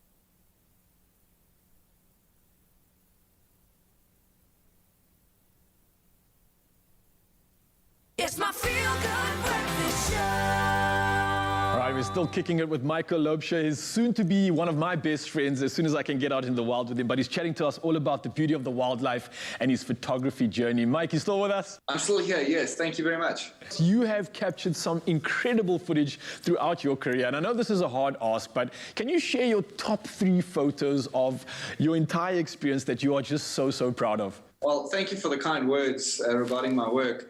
And yes, it's true what you say. This question is, again, an impossible task to answer because there are so many. But 3 photographs that I did send through yesterday to your team kind of represents me as a photographer kind of as a whole. Because I don't necessarily just want to photograph the elephant or the rhino or the hyena, whatever the subject may be. But in my work, I try and bring a sense of mood into that scene so that when my viewers are looking at these photographs, they get more of a story. It's not just an hyena. It's a hyena in the mist, and it's just adding value to this mystical creature because this just, to me, speaks words in massive numbers when you look at a hyena. It just tells a beautiful and general story of the life of a hyena, this mystical mood and feel. And in the rhino image, for example, again, just is a beautiful sunset that I photographed in Madikwe Game Reserve here in South Africa. And it just, again, represents the life of a rhino because they're often found dusting themselves, rolling in mud to protect their skin from the harsh external environment conditions. But just with that symmetry of the birds coming in, it just adds, again, more value and tells more of a story within that scene. I got to say, Mike, first 2 pictures alone, the emotion that you're capturing, especially when I speak about that hyena, it's so mystical, so ominous. And then looking at this rhino right now, there's so much action and sort of movement in the scene. Although it's a picture, there's so much that it's explaining. And I got to say, the emotion I'm getting it's wild, man. I'm loving it. Oh, thank you so much. And yeah, it's like you said, there's that movement and motion. It's like there's a flow in that image, even though it's just a static photograph. And that elephant photograph, I was just really lucky that it was after a major storm in the Amboseli, which is also a reserve in Kenya. And this beautiful rainbow started appearing behind yes, there were probably about 300 elephants in the scene, and we can only see the one here. But again, it's just that saturation, the colors, the simplicity just provides this tranquil, calming scene of what usually is presented to you as a guest in the Amboseli. Yeah, man, and I'm looking at this now, and figuratively, I'm seeing the elephant representing wisdom. I'm seeing the nature, obviously, just providing all that beauty, and then all of that coupled together creates the magic, which is represented by that rainbow. So I think what you've got there is just absolute perfection captured. But, man, being in the wild, you have seen so many of these beautiful moments, but at the same time, there are also some scary ones too, I imagine. So are there any moments that you'll never forget when it comes to that fear-heightening sensation? Well, yeah, there's a lot. And I always joke and say, yes, I need to write a book with every crazy thing I've experienced.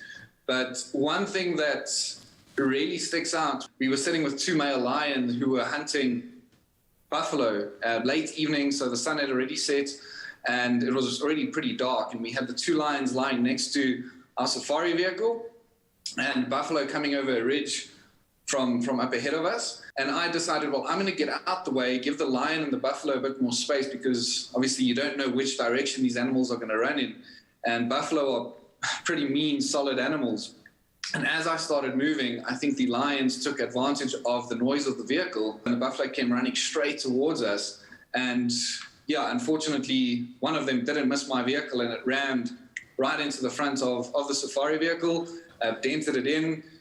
My tracker was sitting on the front seat, and so he had a buffalo almost ram his legs off, because if he didn't move in time, that could have been a nasty situation, and we could have had a buffalo in our vehicle. So yeah, it was a pretty intense and memorable moment. Man, it sounds insane, and I think I could chill with you for the entire day, just sharing some incredible stories that you've had, obviously, in the outdoors and everywhere around it. But I've got to ask you, man, how is it that if we can't get out there into the wild, but we still want to get a part of the journey, how do we follow your journey in 2021? All right, so I'm most active on my Instagram account when I am out on safari, and my personal Instagram account would probably be the best one to follow. But if you also want to follow along the Wild Eye Instagram and YouTube channels, because we're venturing into new visual streams of entertainment on the Wild Eye platforms, you can then see what we get up to on a day-to-day basis in and around Johannesburg and out on safari. Oh, I love it, man. So look, everybody is obviously itching to get out and explore Africa, especially after chatting to you. So I'm going to challenge you. Can you give us one reason why we should go on a safari? And that's for everybody out there and Mzansi at home too. What's that one reason? Give it to us, man. There are a million reasons as to why you should go on a safari. A shorter list is why you should not go on safari. But one that stands out, I would say, is that the tranquility that a safari provides, what provides the sense of freedom, all the space and fresh air that you just cannot experience anywhere else in the world. I've traveled internationally as well, but there's something about that crisp, fresh air in the heart of Africa that it's just, I'm getting goosebumps sitting here just thinking about it. It's incredible, and maybe that's why you should be out on safari. You're like Nature Boy's tease, man. Michael, it's been an absolute pleasure chatting to you this morning. Thank you for sharing all your magic, your stories, your pictures, and your entire career, man. I'm envious and I'm jealous, but I say thank you so much for sharing it with us this morning. You're most welcome, and thank you for the time and the kind words, and have a great day further. Yeah, well, I'm hoping to see you soon, but there you have it, Mzansi. If you are planning your own traveling this year, then you definitely need to add an African safari to the top of your list. And besides being outdoors and exploring nature, it offers a unique view of our wildlife, and you do not want to forget your camera, because it's going to be an experience that you will always want to remember. Well, as you can see, many of our jobs, including wildlife photography, often requires an early start and a long day ahead, which makes fueling up important. We have an on-the-go option that's quick and easy. Remember Winston? He landed the job of his dreams. Smooth. Late for his second day. He parked in the boss's spot. Not smooth. Luckily, the boss liked his style so much, he's up for promotion. Nothing smoother. Tropica. Made with love by Clover. We say this all the time, everybody. Breakfast is the most important meal for a smooth kind of day. But if time just isn't on your side, then our smooth tropical breakfast smoothie will do just the trick. And who better than Chef Horwitz to make us a breakfast smoothie? Thank you so much. Sorry, my voice is kind of... your voice is... Well. It's the Tropica. What happens is when you drink enough, you get as smooth as you can. I've got an amazing recipe for you, and we're going to start off lovely with some orange Tropico, just for you. Now, okay, so this is what I have for you, seriously, is, okay, ingredients sorted. I've got some rolled oats, which have been toasted. Why do I toast them? I just heard you asking. Why do you toast them? Right, and this thing you asking. telepathic? I just checked it out. No, I just find that the breakdown of that happens a lot better when it's nice and toasted, because sometimes you get the raw ones and you get still some of the constituents trying to hold together, and it kind of destroys the mouthfeel of the smoothie. So I got that sorted. Some ginger. And grapefruit. Wow. Hitting that vitamins. Yes. Hitting that vitamins. Like, I know you don't do breakfast, but like maybe perhaps afterwards you could do a bit of the ginger as well as the grapefruit, because it just adds a bit of freshness. Now, what I like to do is I want to add the liquid first. And I know people don't like this because you can't gauge about, volume of stuff to liquid. But what I like is the yogurt that you're going to put in a little bit later, it's not going to stick to the bottom. And then by the time you blitz, then it's all on the top. Then you have to shake it. So I like putting the liquid in Not first. only a chef, but you're clever as well. So I try my best. So I'm going to fill it to the of the thing there. The Tropico. Yeah, exactly. Yeah. And then I want to add a nice little... All right, I'm going to do a nice tablespoon of yogurt in here for us. I'm going to do 2 because I think it's nice to be decadent every now and then.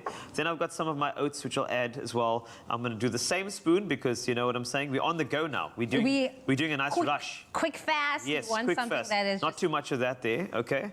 And then what I want to add is just a touch of this same spoon, the ginger. Ginger is such a smooth thing to put into your smoothie. And I'll tell you why. When I was pregnant with Luca, I had bad morning sickness. I was obviously traveling. I was on the cruise ships at that time. Yeah. Ginger saved my life with morning sickness. And so it's going to save your life. So if you are pregnant out there, there we go. Look at you getting tips. So also like a pregnancy tip as well. This is great. These are frozen grapefruits because I like the fact that it cools down the entire thing. I mean, you can't have like a warm smoothie. That's not smooth. Wow. Actually, which brings me to another thing. Are there things that you believe are not smooth to add to this sort of thing? It's difficult to say. I would say celery. Celery is like the one thing you'll never put into a smoothie just because it has so much water in it. So it will actually take the flavor away from that. What about you? I would also say like that the leafy green stringy veg is not cool, but then I would say anything that can, like I love beetroot, I do, but sometimes it stains my container if you don't have a proper lemon wash afterwards. So I'd say beetroot, not like only sometimes, you know what I'm saying? Can I do this thing? Or do you actually want to do that? I think you should. Are you ready? I will come around. I want to do like I'm... Oh, look at that. It gorgeous. Is smooth. And just get it as smooth as possible. Break it down nicely. You'll tell me when to stop, right? I will do. In fact, you play a game of 2 games of 30 seconds and you find this is what to do. It's orange. What is it? It's not orange. Orange, yes, and then we're done. Okay, we're done. Great. Are you going to do our garnish for us, please? Yes, that's what I was assigned to do. We're aiming for that. I was really, before we started the segment, I asked Kelly, I was like, Kelly, I want to do that cool one where you take it off like that. Oh, yes. It becomes... Are you going to do it? No, not today. Oh, okay. We I was excited. We need to go back to cooking school. Great. So we're just going to give some nice wedges, you know, to accompany your beautiful smoothie that you have going there. This is great. Would you add ice cream to the smoothie? Do you think that is a smooth ingredient or not smooth ingredient? I think you do, not in the morning. You know, I think maybe there's too much sugars going around there because, I mean, you already have some of the grapefruit in there. It's got the natural sugar. You've got some Tropica in there as well. So, I mean, I think that rather late in the day, you can surprise yourself with a bit of a late afternoon smoothie with a bit of ice cream, or maybe something that you want to pop in as a dessert after dinner. I think that's quite cool. All right, can I just finish it off here? You're ever going to get. Pour that in there. Okay, beautiful. You see how you made this so beautiful. Oh my word. I think. Like you're honestly a talent. Look at that. No, I think I just want to make sure it's even there. Wait. And then just make sure it's Let's even. just see. Did you get more or less? I got. So which one's got more? Then you take that one. Definitely. All right, and now we can enjoy. So what we got is, we got oats, we got ginger, we got grapefruit, we've got yogurt, we've got Tropica, and we've got a smooth start to your morning. If you want to catch this recipe, expressoshow.com if you want. Let me have a sip. Is it smooth? It's so smooth. Get the recipe now. It's zingy and Remember Winston? He landed the job of his dreams. Smooth. Late for his second day, he parked in the boss's spot. Not smooth. Luckily, the boss liked his style so much, he's up for promotion. Nothing smoother. Tropica. Made with love by Clover. Oh, you can make my day.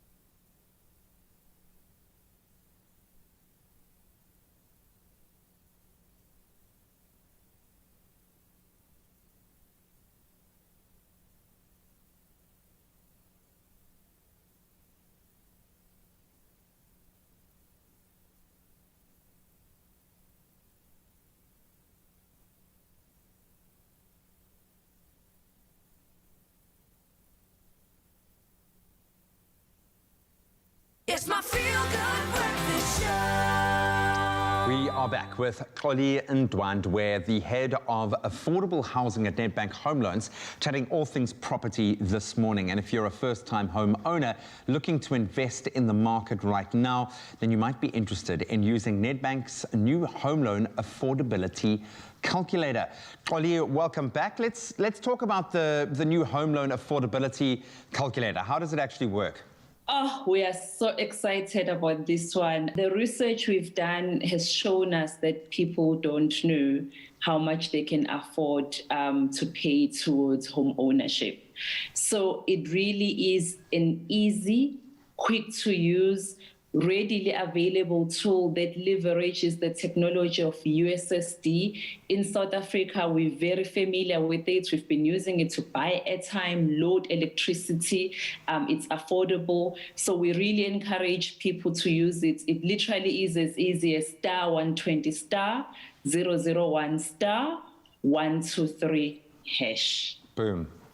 And just like that, you know exactly how much you can afford. Wow, I love that. So why is it important that new homeowners take the time to use a tool like this and gauge where their finances are? You know, Graham, it is actually a first step towards being pre-approved. So here we're establishing how much your affordability is, what does it look like on a monthly basis. And once you've done that, you are then able to proceed and do a full-on pre-approval. And we all know the value of a pre-approval. It helps you when you go out there in the market to shop. You are a lot more confident and you are able to make a very firm offer. And when sellers are looking for buyers, people that come already pre-approved are an indication to them that they are not time wasters. Therefore, as a potential buyer, you're in a position to negotiate a little bit better because your offer looks stronger. So now I understand that Nedbank have a really attractive offer at the moment for homeowners looking to apply for that home loan. Can you take us through this offer? We really have a series of fantastic offers for potential home buyers, taking the fact that there's always upfront costs associated with buying a property. Nedbank is making it a lot more easier for them. We offer a 50% discount on attorney bond registration fees, just to make it a lot more reachable and affordable. We also give cash back to people that are buying their properties. Whether you are buying online, for example, there will be a cashback offering. We also have cashback offerings for people within certain income ranges. We really encourage people to visit the Nedbank website and learn more about these offers. But that's not it. We also offer a further 25 bips reduction in your quoted interest rates if you choose to move your accounts to Nedbank. So it really is fantastic. When you take all of these offerings and you incorporate the FLISP offering from Human Settlements, which Nedbank can facilitate for you from beginning to end, it really does make home ownership a lot more reachable and affordable. Let's hope that a lot of people are able to capitalize right now with the interest rate being as low as it is. It's been really heartening to chat to you this morning. Thank you so much. Thanks for the efforts of your team as well. We really appreciate the sage advice that you've given us this morning, Xoli. Thank you. For more information on the available home loan offers from Nedbank, you can go to nedbank.co.za/home loans. And then to take that home loan affordability calculator test yourself, it's as simple as dialing *120 *001 *123#, and then you just follow the really easy prompts. Time to make that property investment a reality. Thanks a lot, G. Always the man for the job. He is absolutely incredible. But of course, let's give you some other great news, and that is SA Business Lobby Group called yesterday for the government to shift the emphasis on its vaccine program to target the elderly and vulnerable sooner. This to prevent hospitals being overrun in a third wave of COVID-19 infections. Stavros Nicolaou, as an executive of Aspen Pharmacare and chairperson of the Public Health Work Group at Business Lobby, Business for SA, said in the absence of having sufficient vaccines in the second phase, it made more sense to start vaccinating people in the mortality curve and not overwhelm the healthcare services. Britain's Prime Minister Boris Johnson has invited President Cyril Ramaphosa to attend the forthcoming G7 summit as a guest. Johnson's official spokesperson said that Ramaphosa had played a key role in the response to the coronavirus crisis internationally and would attend the summit in the seaside resort of Karbi Bay. US President Joe Biden is also expected to be there on June 11, as well as the other G7 leaders from Canada, France, Germany, Italy, Japan, and the EU. Johnson's spokesperson said that Ramaphosa had led Africa's response to the COVID-19 pandemic.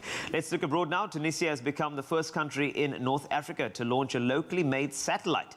Challenge 1, owned by Tunisian telecom company Telnet, was launched yesterday on board a Russian Soyuz 2 carrier rocket from Kazakhstan. The project was started in 2018 by a group of young Tunisian engineers supported by Tunisian experts based abroad, including a member of the latest Perseverance NASA mission to Mars. Tunisia's President Kais Saied hailed the occasion as a source of pride. Thousands of curious onlookers have flocked to an erupting volcano in Iceland to marvel at the hypnotic display of glowing red lava, the bravest among them even grilling hot dogs and marshmallows over the smoldering embers. The eruption of a fissure near Mount Fagradalsfjall, only about 40 kilometers from the capital of Reykjavik, is the first in the same volcanic system in some 900 years. While eruptions are common in Iceland, with one taking place about every 5 years on average, they usually occur far from the populated zones.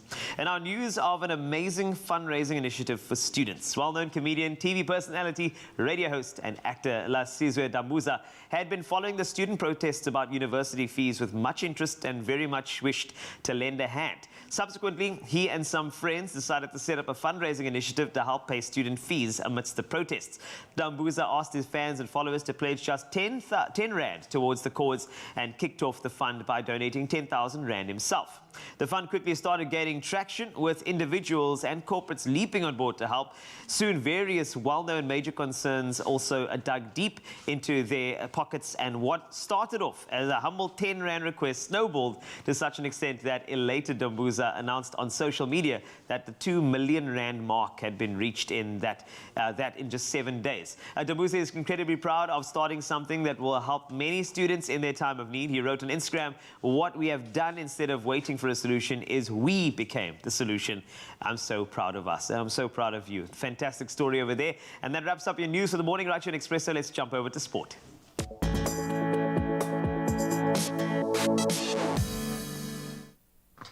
Thanks so much, Carl. Let's start with footballing news first. Bafana head coach Molefi Nseki has called up 5 more players to the national team squad for their AFCON qualifier matches up against Ghana and Sudan, kicking off later this week. Brighton striker Percy Tau joined the squad on Monday, while Lebogang Mabue, Tabiso Kutumela, Thabo Natdoda and Motobi Mvala and Vincent Pule have all also been called up to join the team. South Africa face Ghana on Thursday at 6 p.m, then fly off to Sudan for their clash on Sunday. Now on to tennis. South African tennis star Lloyd Harris has moved up to a career high world ranking of 52 following his impressive performance all week at the Dubai Tennis Championships last week. The 24-year-old moved up 20 places from world number 72 to 52. Harris finished as runner-up after losing 3-6, 2-6 to Russian Aslan Karatsev in the Dubai Championships final. And staying with tennis news, the 23-time Grand Slam winner Serena Williams joins a growing list, pulling out of this week's Miami Open after having oral surgery. The 39-year-old American said she was disappointed to withdraw from her home tournament. The men's draw has also seen a number of withdrawals, including Novak Djokovic, Roger Federer and Rafa Nadal. Then more absentees, this time in motorsport. 6-time MotoGP champion Marc Marquez has announced that he will miss both 2021 season openers at the Losail International Circuit. The brand new MotoGP season is scheduled to start this coming Sunday, the 28th of March in Qatar. Marquez has been out of action since July last year when he broke his right arm in a very heavy fall during the opening Spanish Grand Prix. And his team Honda are yet to confirm who will be replacing Marquez for this race on Sunday and then again on the 4th of April. So we'll certainly watch that space. But that's a wrap of your sport for this Tuesday morning. Let's get one last look at the weather.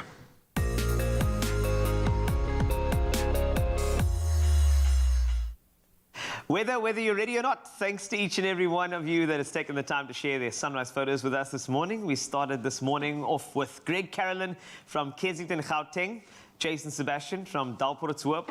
Also shared this lovely pink and blue skyline. Yanish, and that is Bihari, sent through this image from Kaibecha. And last but not least, Lungelo Rudolph from Bombela shared this photo of the sun rising over the hills in the distance. If you too would like to be featured during our sunrise segments, it is really simple. Just head over to the Expresso Facebook page to share your photo and location with us, and then you can be featured.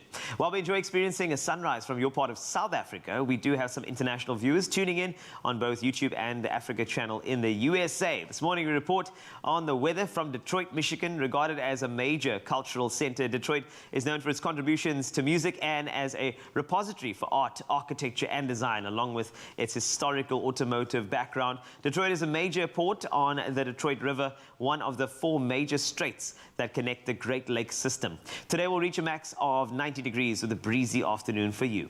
Let's go back home. The Buffalo City Metro in the Eastern Cape says its plans to impose stricter water restrictions due to the ongoing drought. It says the rate at which water is consumed is also extremely high. The announcement comes amid International World Water Week, which is currently being commemorated. Metro spokesperson Samkelo Ngwenya says they will use this week to inform residents about the importance of water through awareness campaigns. Earlier, UN Secretary General Antonio Guterres said that the theme of this year's World Water Week, Valuing Water, asks, what does water mean to people, its true value, and how we can protect this vital resource? He said there's no aspect of sustainable development that does not fundamentally rely on it. Moreover, he added, access to water and sanitation is recognized by the UN as a human right. It entitles everyone to have access to sufficient, safe, acceptable, physically accessible and affordable water for personal and domestic use.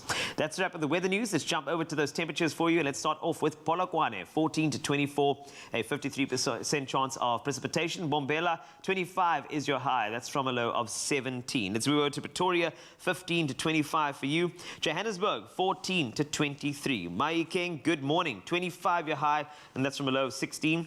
Klerksdorp also 16 this morning to a high of 28 for you, 40% chance of thunder showers. Kimberley 16 to 28. Bloemfontein 13 to 27. 26 is the high in Richards Bay from a low of 18. Pietermaritzburg 14 to 25. A 41% chance of rain in your area. Durban, good morning, 26 the high from a low of 19. Mthatha 12 to 26. East London 18 to 24. Cradock 10 to 30 for you. Kaibecha 24, that's from a low of 18. George, a low of 15 to a high of 24. The max in Cape Town is 29 from a low of 17. Worcester 17 to 34. Sutherland, you are 13 this morning, rising to 27. And Uppington wrapping with you. Thunder showers, a 40% chance for you, 30 the high, and that's from a low of 18. That's a wrap of your temperatures for the morning right here on Expresso. Keep on sending us sunrise pictures and make sure that you post them on the Expresso Facebook page.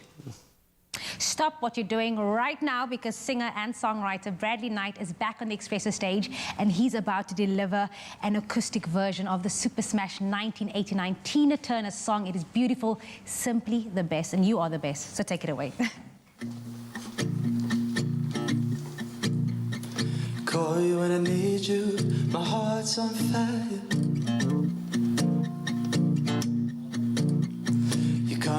Come to me, wild and wide.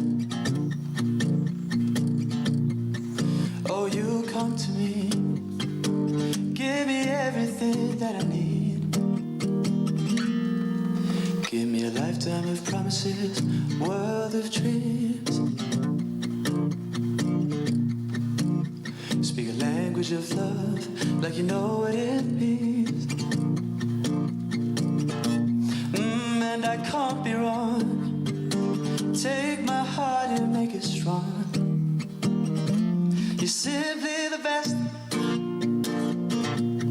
better than all the rest, better than anyone I've ever met. Stuck on your heart, hang on every word you say. Tear us apart, baby, I would rather be dead. In your heart I see the stars, every night and every day. In your eyes I get lost, get washed away.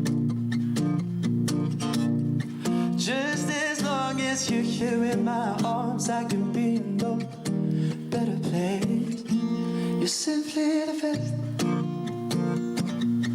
Better than all the rest. Better than anyone I'd ever met. Stuck on your heart. Hang on every word you said. Tear us apart. Baby, I would rather be dead. Simply the best.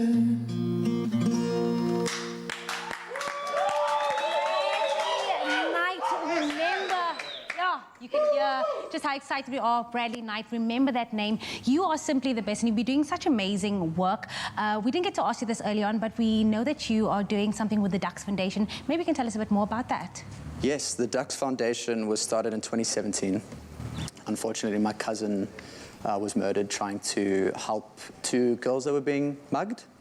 And they created a foundation around that, trying to give back to the community and make sure that those kind of things don't happen.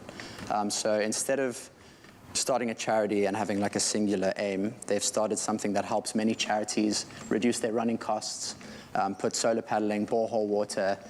They do kind of initiatives where it's driving courses, upskilling people. So yeah, we've got some very exciting projects coming ahead, and yeah, you can check them out on Ducks Foundation. It's DUKKS. Excellent. We'd love to hear more about that, but he is not going anywhere. Bradley Knight here on your Feel Good Breakfast Show with another performance coming your way. It's also Health Tuesdays here on your Feel Good Breakfast Show, and we're talking about endometriosis awareness, so stick around for that. We'll see you in just a moment.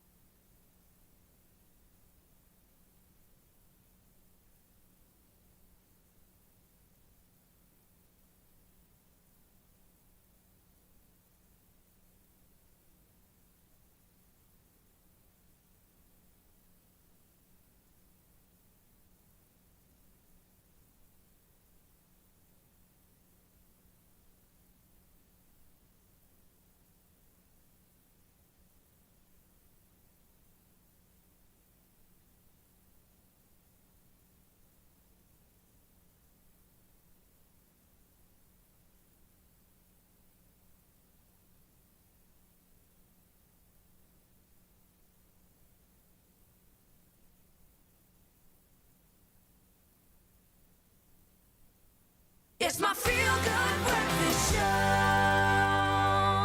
Welcome back. You're still live with your Feel Good Breakfast Show. It is Tuesday. It's all about Health Tuesdays. And the month of March pays special attention to endometriosis awareness. We honor, we raise awareness, and we also show our support to almost 200 million women worldwide who suffer from this disease.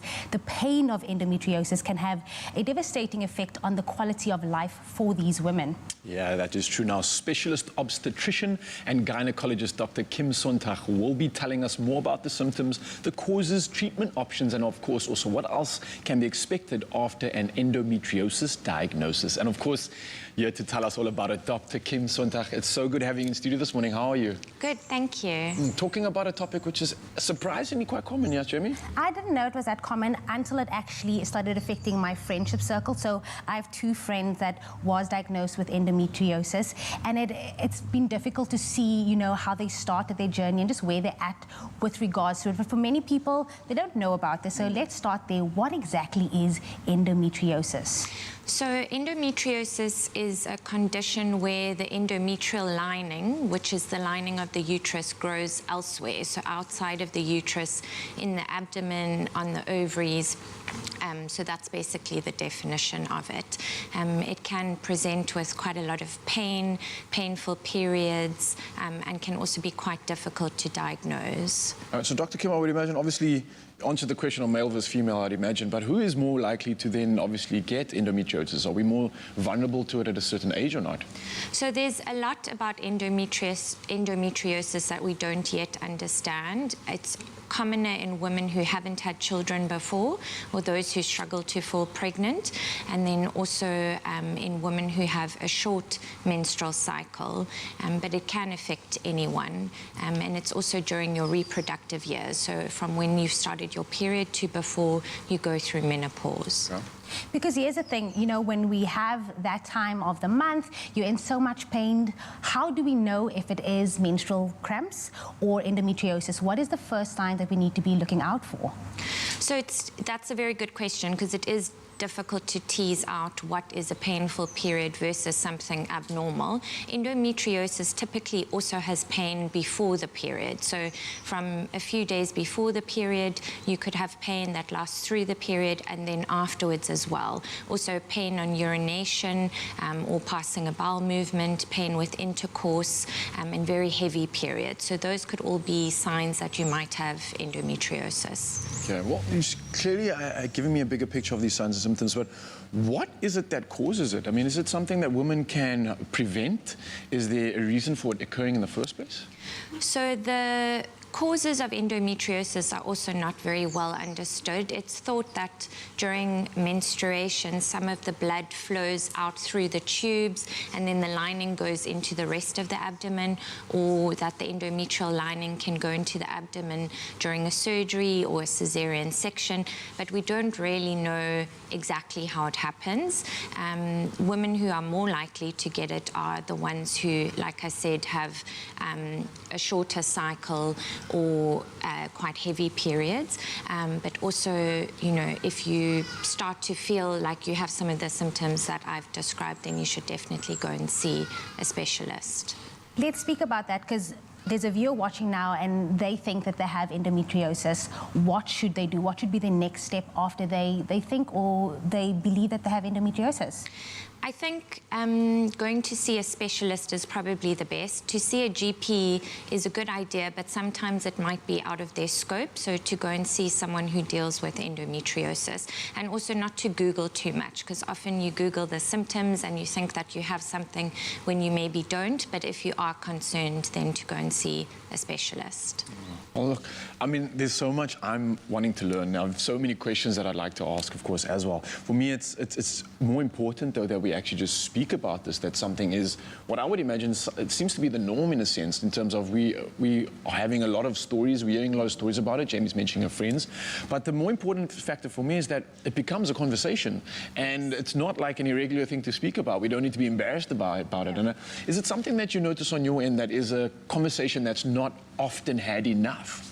Well, I think most women are quite embarrassed to talk about their periods, not with a doctor, but with, you know, their family and friends. It's not the normal kind of thing that you bring up over dinner. So I think people will suffer in silence and not say anything about it. Meanwhile, there might be women who are experiencing exactly the same thing, but because everyone is being quite quiet about it, no one shares their story. So I definitely think creating awareness is very important, and it is something that should be more easily discussed. And I love that we're getting, this conversation out there, because we actually have a caller on the line right now, Tanya from PE, that has a question for the doctor. So, Tanya, are you there? Hi, morning. Morning, Tanya. Morning. Hi, how are you guys? Good. Very good. What is your question for the doctor? Good. So hi, Dr. Santa. I think for myself, I've been diagnosed with endo for the past 10 years, and I know that it's something that is misdiagnosed because a lot of the symptoms aren't common endo symptoms, for lack of a better way of putting it. So they're often referred symptoms. My symptom, I had a pain in my groin area for months on end, and I went from physio to GP to natural healthcare practitioners, and finally landed up at a chiro who said to me that his wife had a similar pain, and it turned out that she had fertility problems. And when I finally went to the endo specialist in Port Elizabeth, I was, after many months of trying to eliminate other things, diagnosed through laparoscopy with endo. So I just wanted to ask you if you could maybe just share to everyone out there what other common non-endo-seeming related symptoms there are, like IBS, for example, right? That could also be a symptom. Yes, definitely. So I think your story is a very important one because you have had struggling to diagnose the endometriosis for a long time and kind of missing the treatment. Some of the other causes that you can have are like IBS symptoms, bloating, abdominal discomfort, constipation, pain with going to the toilet, as I mentioned before, pain radiating down your legs, back pain. Those are all symptoms that you can have as well. Brilliant. And how, I just wanted to ask, I know I have friends and family members who do suffer from similar symptoms, and it's not always endo, but I also feel like sometimes there's a block between having your GP recognize that maybe it's more than just, surface symptom. How is it best then for ladies to get treatment beyond the GP? I think to go and see a specialist. I think that you need to have enough trust in your GP that they will know that when to refer you. But I also think that if you find that you're not getting the help that you need and your symptoms are still continuing, then to go and see a gynecologist. Awesome. Thank you so much. Thank you. Thank you, Tanya, for your call and your question this morning. I think it's so important that we do listen to our body. If you do have any of these signs and symptoms, then do definitely go and see a specialist. But Dr. Kim Sondag will be here to answer more of your burning questions. So head on over to Expresso Morning Show, SABC3, if you do have any questions for the doctor. Yeah, indeed. Now let's head over to G's got something cooking in the kitchen, and we'll be back with some more of this conversation in just a bit. Yep, loving connecting with Cami because we are finding out that we share a very similar flavor profile when it comes to our breakfast. We were asking you guys what your favorite breakfast ideas are. We've had all manner of great ideas coming through. This, for me, I think is going to stand out. Healthy bodies mean healthy minds, and it all starts with quality ingredients. How often do we say that on this show? And our protein-powered New-Laid free-range Mexican breakfast bowl. How good does that sound? It's a perfect example. It is jam-packed with avocado, beans, and of course, New-Laid free-range eggs, the perfect balance of tasty and nutritious. You are like a kid before Christmas this morning. You've been bouncing around this kitchen for the last 20 minutes. Cami, I think you and I share our same enthusiasm for eggy. Can't you see? Sometimes your love just hypnotizes me. I love, that's how much I love eggs. My 4-year-old and I sing that every morning.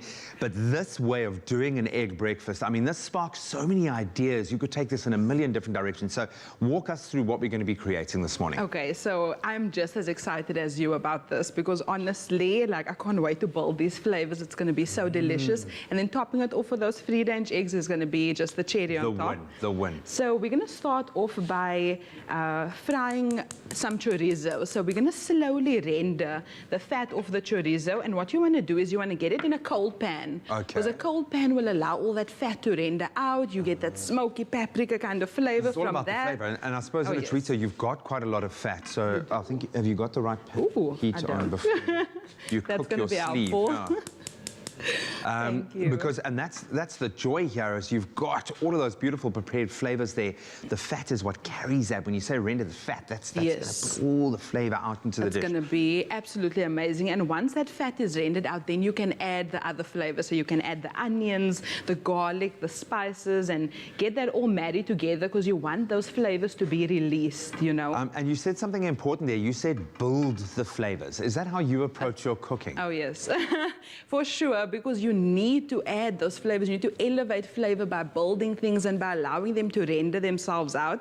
Because at the end of the day, ingredients on their own, they may be, let's call it a bit one-dimensional. You want to add flavor, you want to build it all up so that, you know, you can end up with something delicious. Because, I mean, what's the point of just eating?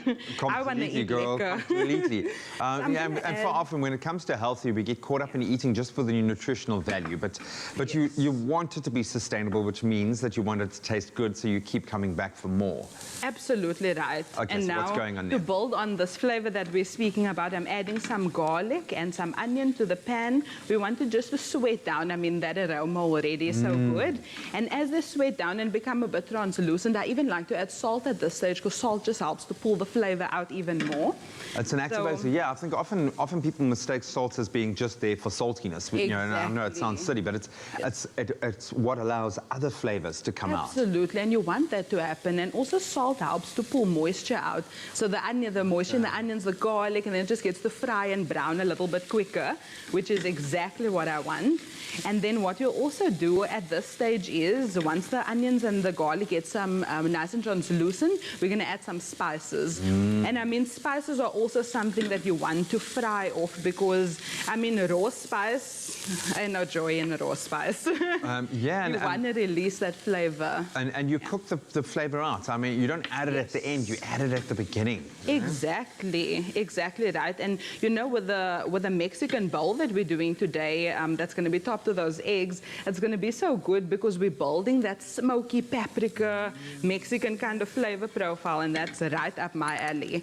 And what's so amazing for me about this recipe is it's so versatile, because once we've got that Mexican flavor base, we can actually build on it, and we can maybe even freeze portions of it for meal prep. You know, I was going to say, look, I love the fact that your new laid are literally harvested, like they're collected every single day, so you know you're getting the freshness. So you keep a little bit of this aside every day, and then you just fry yourself a brand new egg every morning and add it to it. I mean, you could turn this into a burrito, even like you know, what you were saying earlier, like shuka vibe. Yes. Now I'm adding the beans to that, and then I'm going to add the tomato sauce and just start building that flavor. Graham, do you want to start with our avo guacamole there? I'm going to do that right now. Thanks so we don't. so much. I know we've got about 2 minutes to get the rest of this recipe done. And for me, what's also amazing about adding eggs to this is it just complements it so nicely and makes a well-rounded meal, because now we've got this delicious base, but we also want to add some nutrition by means of the eggs. And what's interesting about eggs that I didn't know before doing this is that they've got 13 essential minerals and vitamins, which is really a good point to note. All right, so just talk us through, we've got about 30 seconds to go. So you want to talk us through the remainder of what we would do to put together our beautiful Mexican Okay, so we're going to add the lemon juice and the parsley to this and just get that going. You almost wanted to cook for 15 minutes before adding the lemon juice and parsley. And then what you want to do is fry the eggs. So I'm going to take some here. And you can do these anyway. So you can do a sunny side up egg, or you can do You've got to have the yolk. I'm sorry. Anyone who has a hard egg, get out of my kitchen, man. Get out of my kitchen. Because the mixture for me of the avo flavor with the egg yolk, that is one of life's great joys. Absolutely. It really is lovely. And also you can even do them poached. And that's the nice thing about these eggs, is that you can do it in so many ways. We can poach them. We can fry them to add that good flavor to it. We can literally do anything. We can even, like you said, crack them on top, pop it in the oven. It's just a really versatile dish. Oh, it's beautiful. Well, we put the finishing touches on this amazing dish, and you can see our finished product there. We're going to add a little bit of guacamole to that. I'm going to hand that over to you. You can find this recipe at expressoshow.com. I'm going to tell you one thing. Breakfast is on me this morning. Cami, you're an absolute legend. Absolutely beautiful Thank you so much, Graham. I'm in awe of this breakfast. How good does that look? Oh, man. Oh, you can make my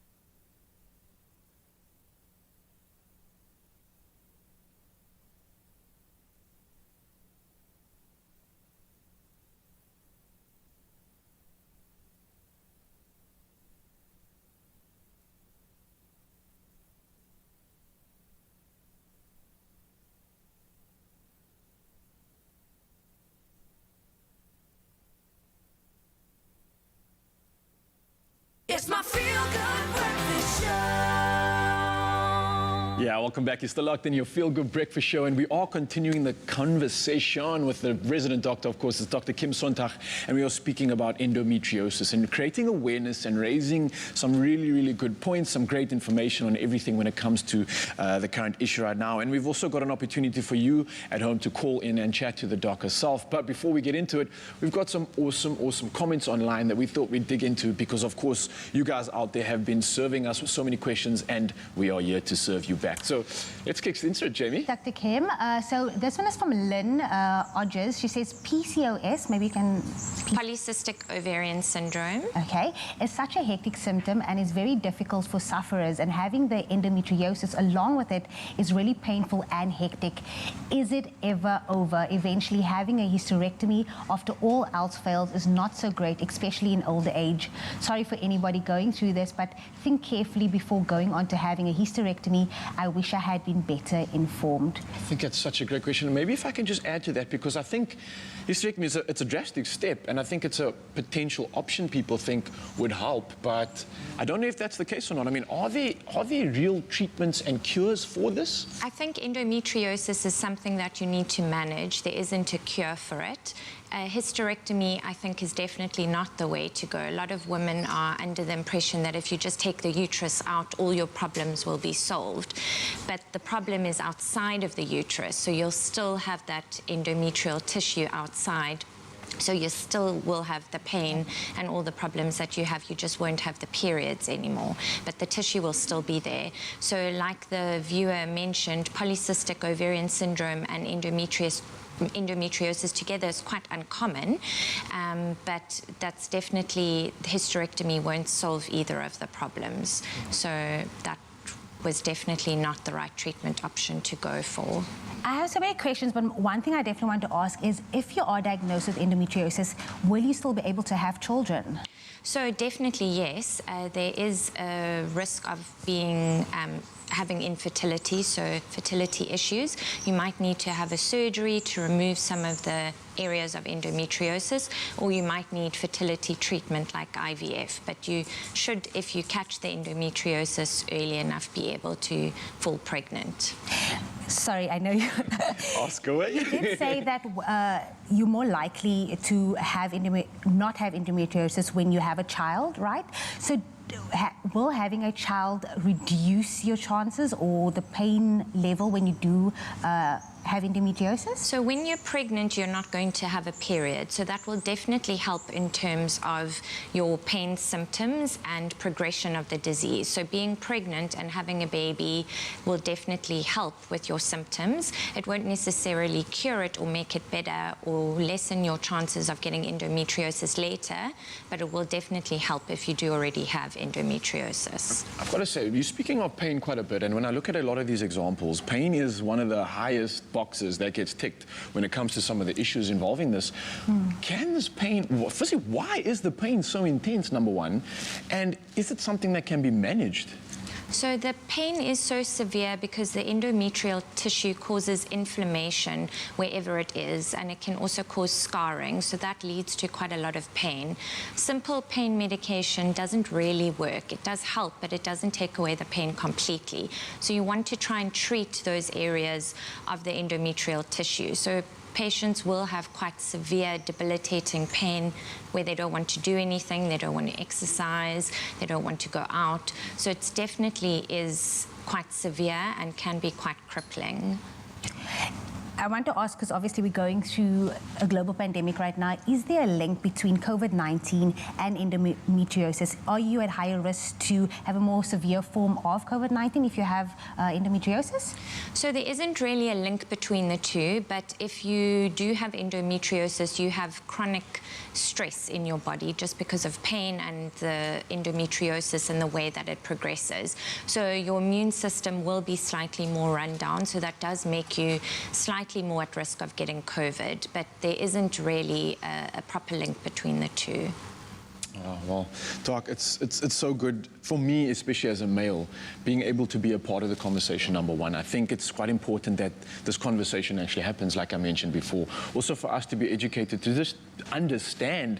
I mean, a lot of the time as males, you often hear the conversation of it's women problems, and we left to not really know much else and just kind of accept it. So for me personally, just to say thank you for educating me, because I enjoy understanding and also potentially being able to help, and just to know what's actually going on, I think is help in itself. And for many males out there, it's a very sensitive topic when it comes to what the women are going through. So to help us understand, and I hope Mzansi is as appreciative as I am. But again, also we have a beautiful opportunity to chat to you later, and chatting to another client, someone that you also know, so we can chat to the experience about it. So Mzansi, you want to stick around for that, because we will be diving even a little bit deeper. But before we do, we thought we'd tantalize those taste buds a little bit more, and we're talking about the taste buds in the ear, of course. And we've got Bradley Knight in the studio dropping another banger, so stick around for this.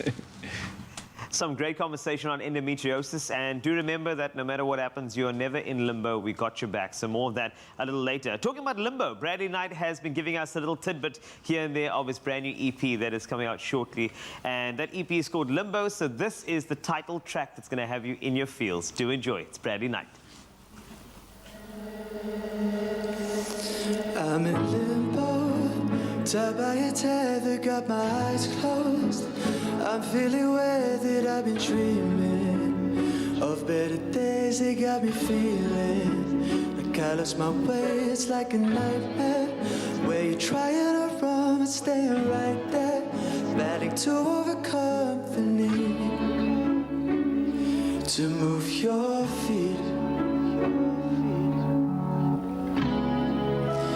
Beauty's lost on me. Got these eyes but I can't see through the filtered clay.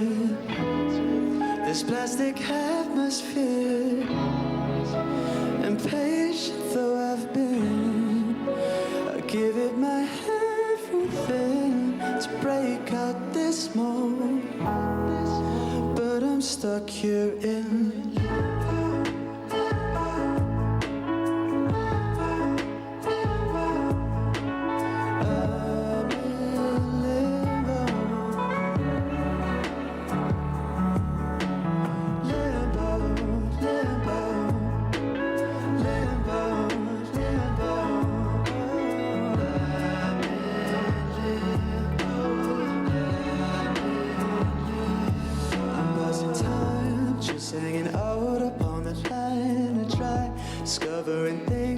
myself that I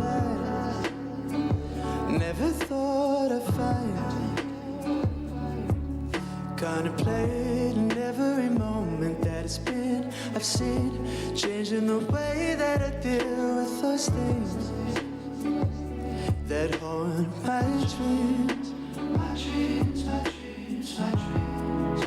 Been traveling this road for so long, considering all that I've done. With every step, every relationship, but I'm passing the point of return.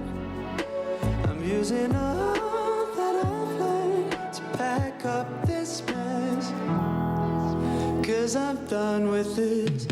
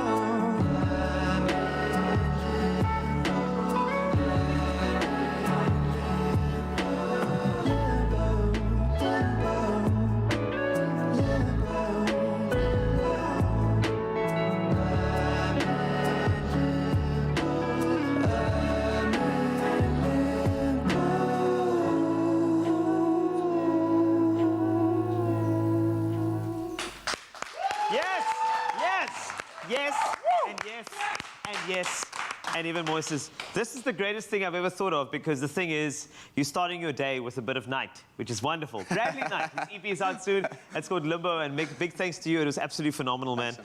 And also just some love for this gentleman over here on keys. I'm watching you. I just want to celebrate you too.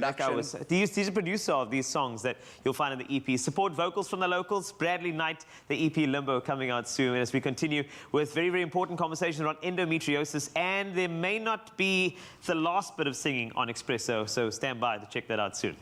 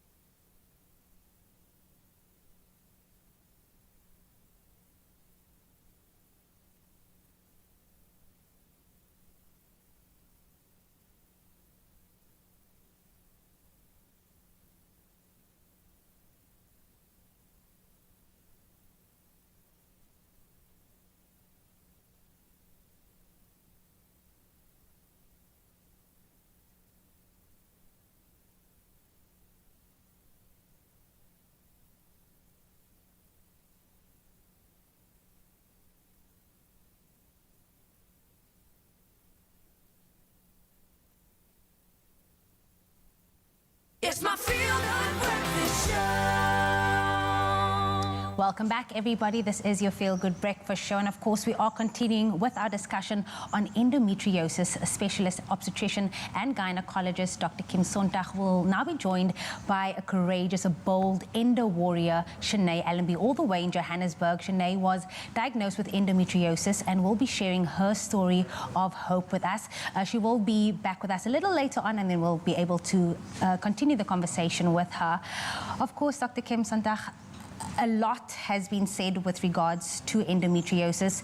People still want a message of hope, and maybe you can share a message of hope with anyone or endo warrior, anyone going through endometriosis at the moment. Well, definitely, if you think you have endometriosis, or if you do have it, there definitely is hope. There's definitely things that can be done to make your pain a lot better, make your symptoms better, and also if you are wanting to fall pregnant, there's always something that can be done. So to not lose hope, basically. Can I maybe jump on the bandwagon here and ask a question on my own? Yes, certainly. As a partner that has a partner that is dealing with endometriosis, what is your advice to the male in that relationship, or possibly just the other partner? It doesn't have to be a male. How can we support? What's the best advice for us? I think the best is information, first of all, so to know what you're dealing with, what endometriosis is, to discuss with your partner what symptoms they have. So when do they have pain, to try and be supportive during that time.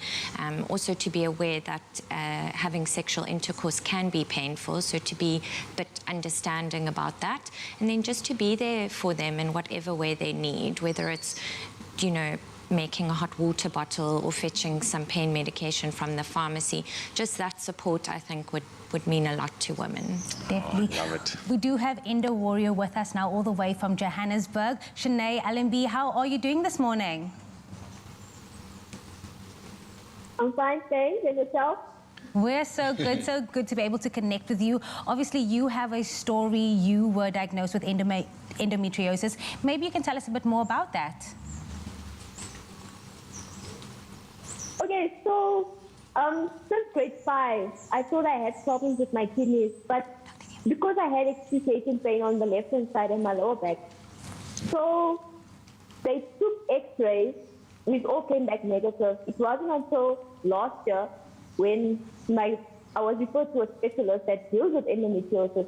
She scheduled a laparoscopy, but due to unforeseen circumstances, I couldn't go and have it done.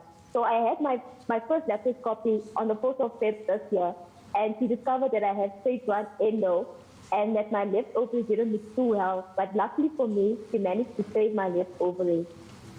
Wow. Wow. Yeah, that is insane. And I got to ask you, it's such a prominent conversation we've been having about pain, etc. Shanae, how did you manage to deal with the pain? Well, my doctor did give me a painkiller called Naprosol, and I use my hot water bottle every month. Okay. That is, it's so good to hear your story and also for you to speak openly about this and create awareness about this. What was something that you were not informed about with regards to endometriosis before you were diagnosed? Well, I didn't know that it would be such bad pain, and especially at my lower abdomen, it was so bad that I couldn't even write my school exams. And I was so lucky that the teachers could actually accommodate me by providing me a pillow while I was writing my exams, so it was very painful. Wow, so the small things, the small comforts. Yeah. But I've got to ask you, I mean, you've really gone through something which it sounds like it's not easy at all, Shanae. What message of hope do you maybe have for the rest of the community, the rest of the endo warriors out there, especially during this month of endometriosis awareness, which I think is so, so important? What words of wisdom can you share with us? You shouldn't lose hope. If you feel you've got excruciating pain, especially in your pelvic and your abdomen, you shouldn't hesitate to seek advice from a specialist. They'll always give you the right guarantee. I love it. Dr. Kimman, maybe you can weigh in here. How important is it to have a community and a support group like Shanae and other endo warriors that really support one another through the time and through the experience that they have with this disorder?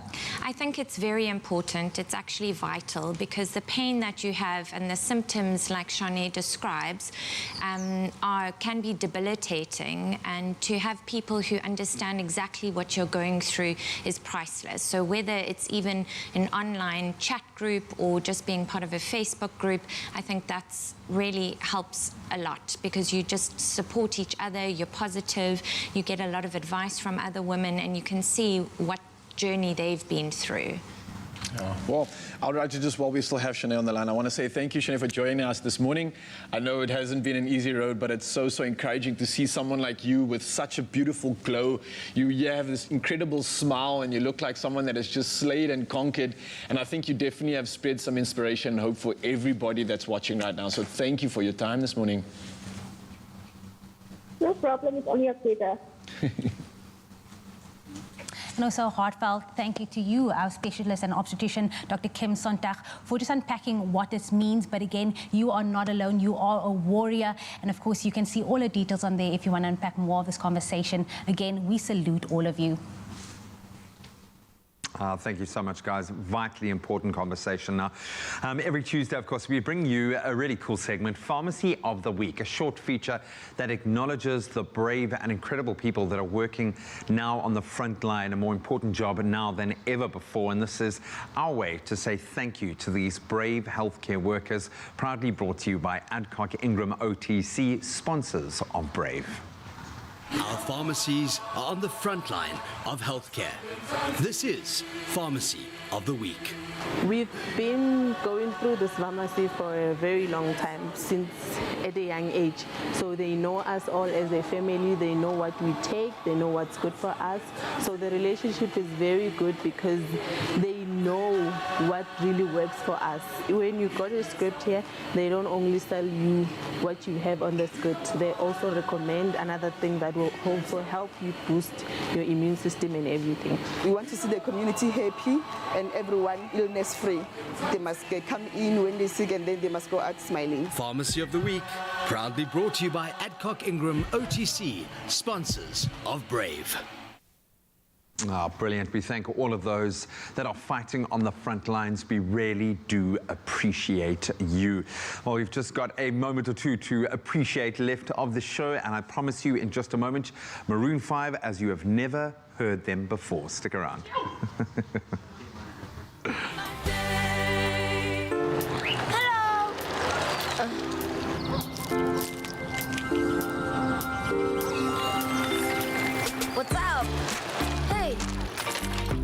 Jungle Energy Bars with the goodness of jungle oats for when you're on the go. Now available in 2 delicious new flavors.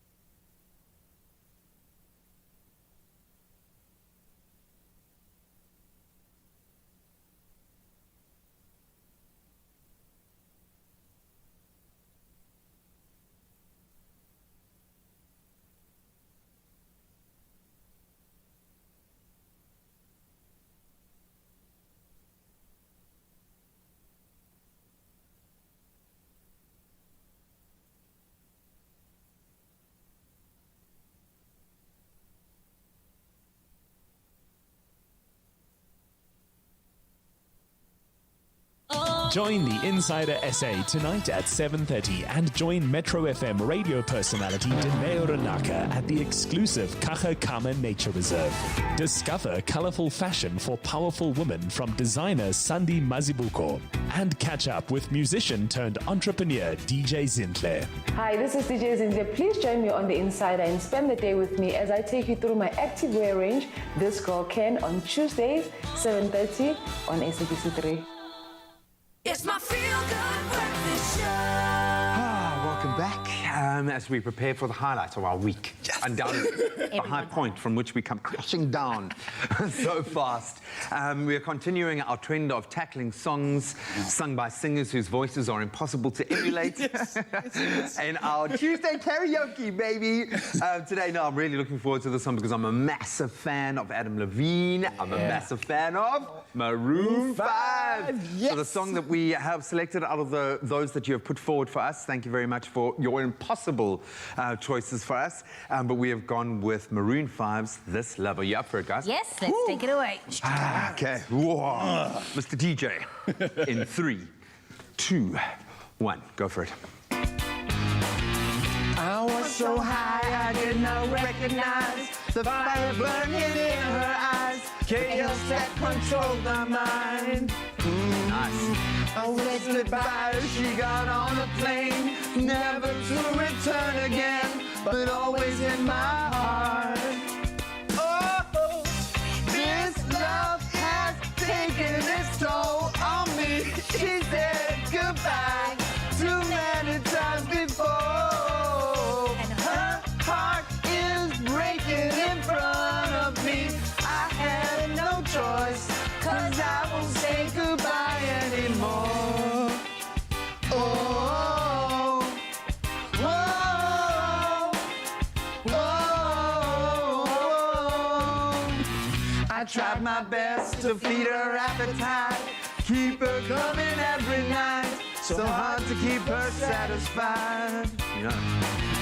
Kept playing love like it was just a game, pretending you will feel the same. Turn around and leave again.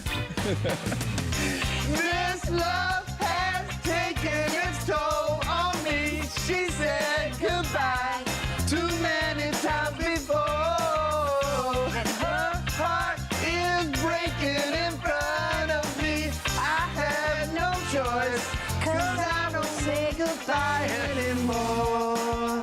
Oh, whoa.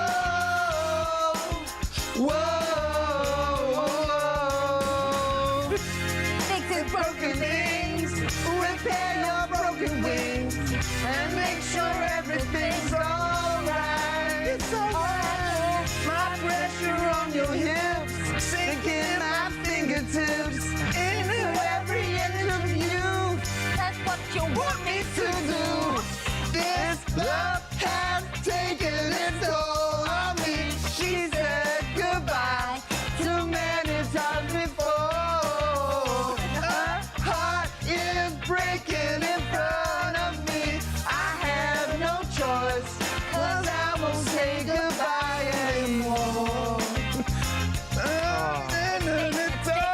The toll. She The toll is too great. Too many Can't go on. Her heart is breaking in front of me. I have no choice, 'cause I won't say goodbye anymore.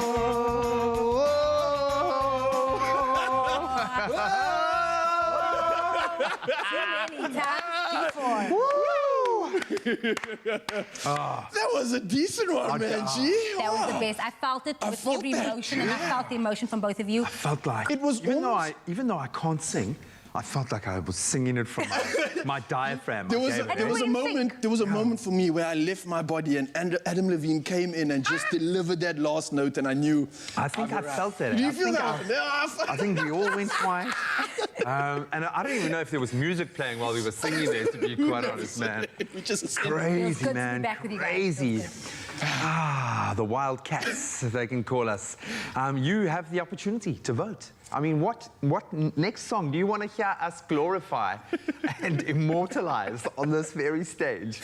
We'd love to hear from you. Let us know on our social media platforms what tune we are going to choose for our Tuesday karaoke. Well done, guys. Magic, magic. I just want you to choose wisely for the next song. I'm thinking maybe you could choose Daft Punk's Around the World. Lyrics are easy to follow, not a lot of range there, but either way, Maroon 3 were amazing today. Let's welcome the guests. Maroon 3, please come through. Graham is in here. Ryle, please come through. I still got it in the feels, man. I still got it right in the feels. On me. She said goodbye. It's like you had a live concert, be honest. Yes, You're it's like right with Adam right let me just have a seat here. I don't know how you guys are actual TV presenters. I don't know why you would choose TV over dropping a mixtape. It's the fact that Ryle just said you're sitting with Adam Levine. Did you just compare yourself to Adam Levine? No. Adam compares He does yoga. I saw him do yoga. Adam Levine does yoga. Yes, you might as well be like true. the same We both have beautiful beards, of course. Yeah. Maroon 3. We chose to be presenters and not singers because we wanted a challenge. The singing was too easy for us. Yeah. That's why we're here. I'm just so glad you enjoyed Maroon 3 this morning. It was a nice wrap-up. We had Bradley Knight, Maroon 3. But anyway, it's fantastic. Tomorrow we're going to have Ro lead on the show. It's also World TV Day, so make sure you tune in for that right here on SABC3. But from Maroon 3 and me, have a fantastic morning. Enjoy yourself and catch you tomorrow on SABC3. I love it, guys. You want to do one more line? Taking control of me. She said goodbye too many times before.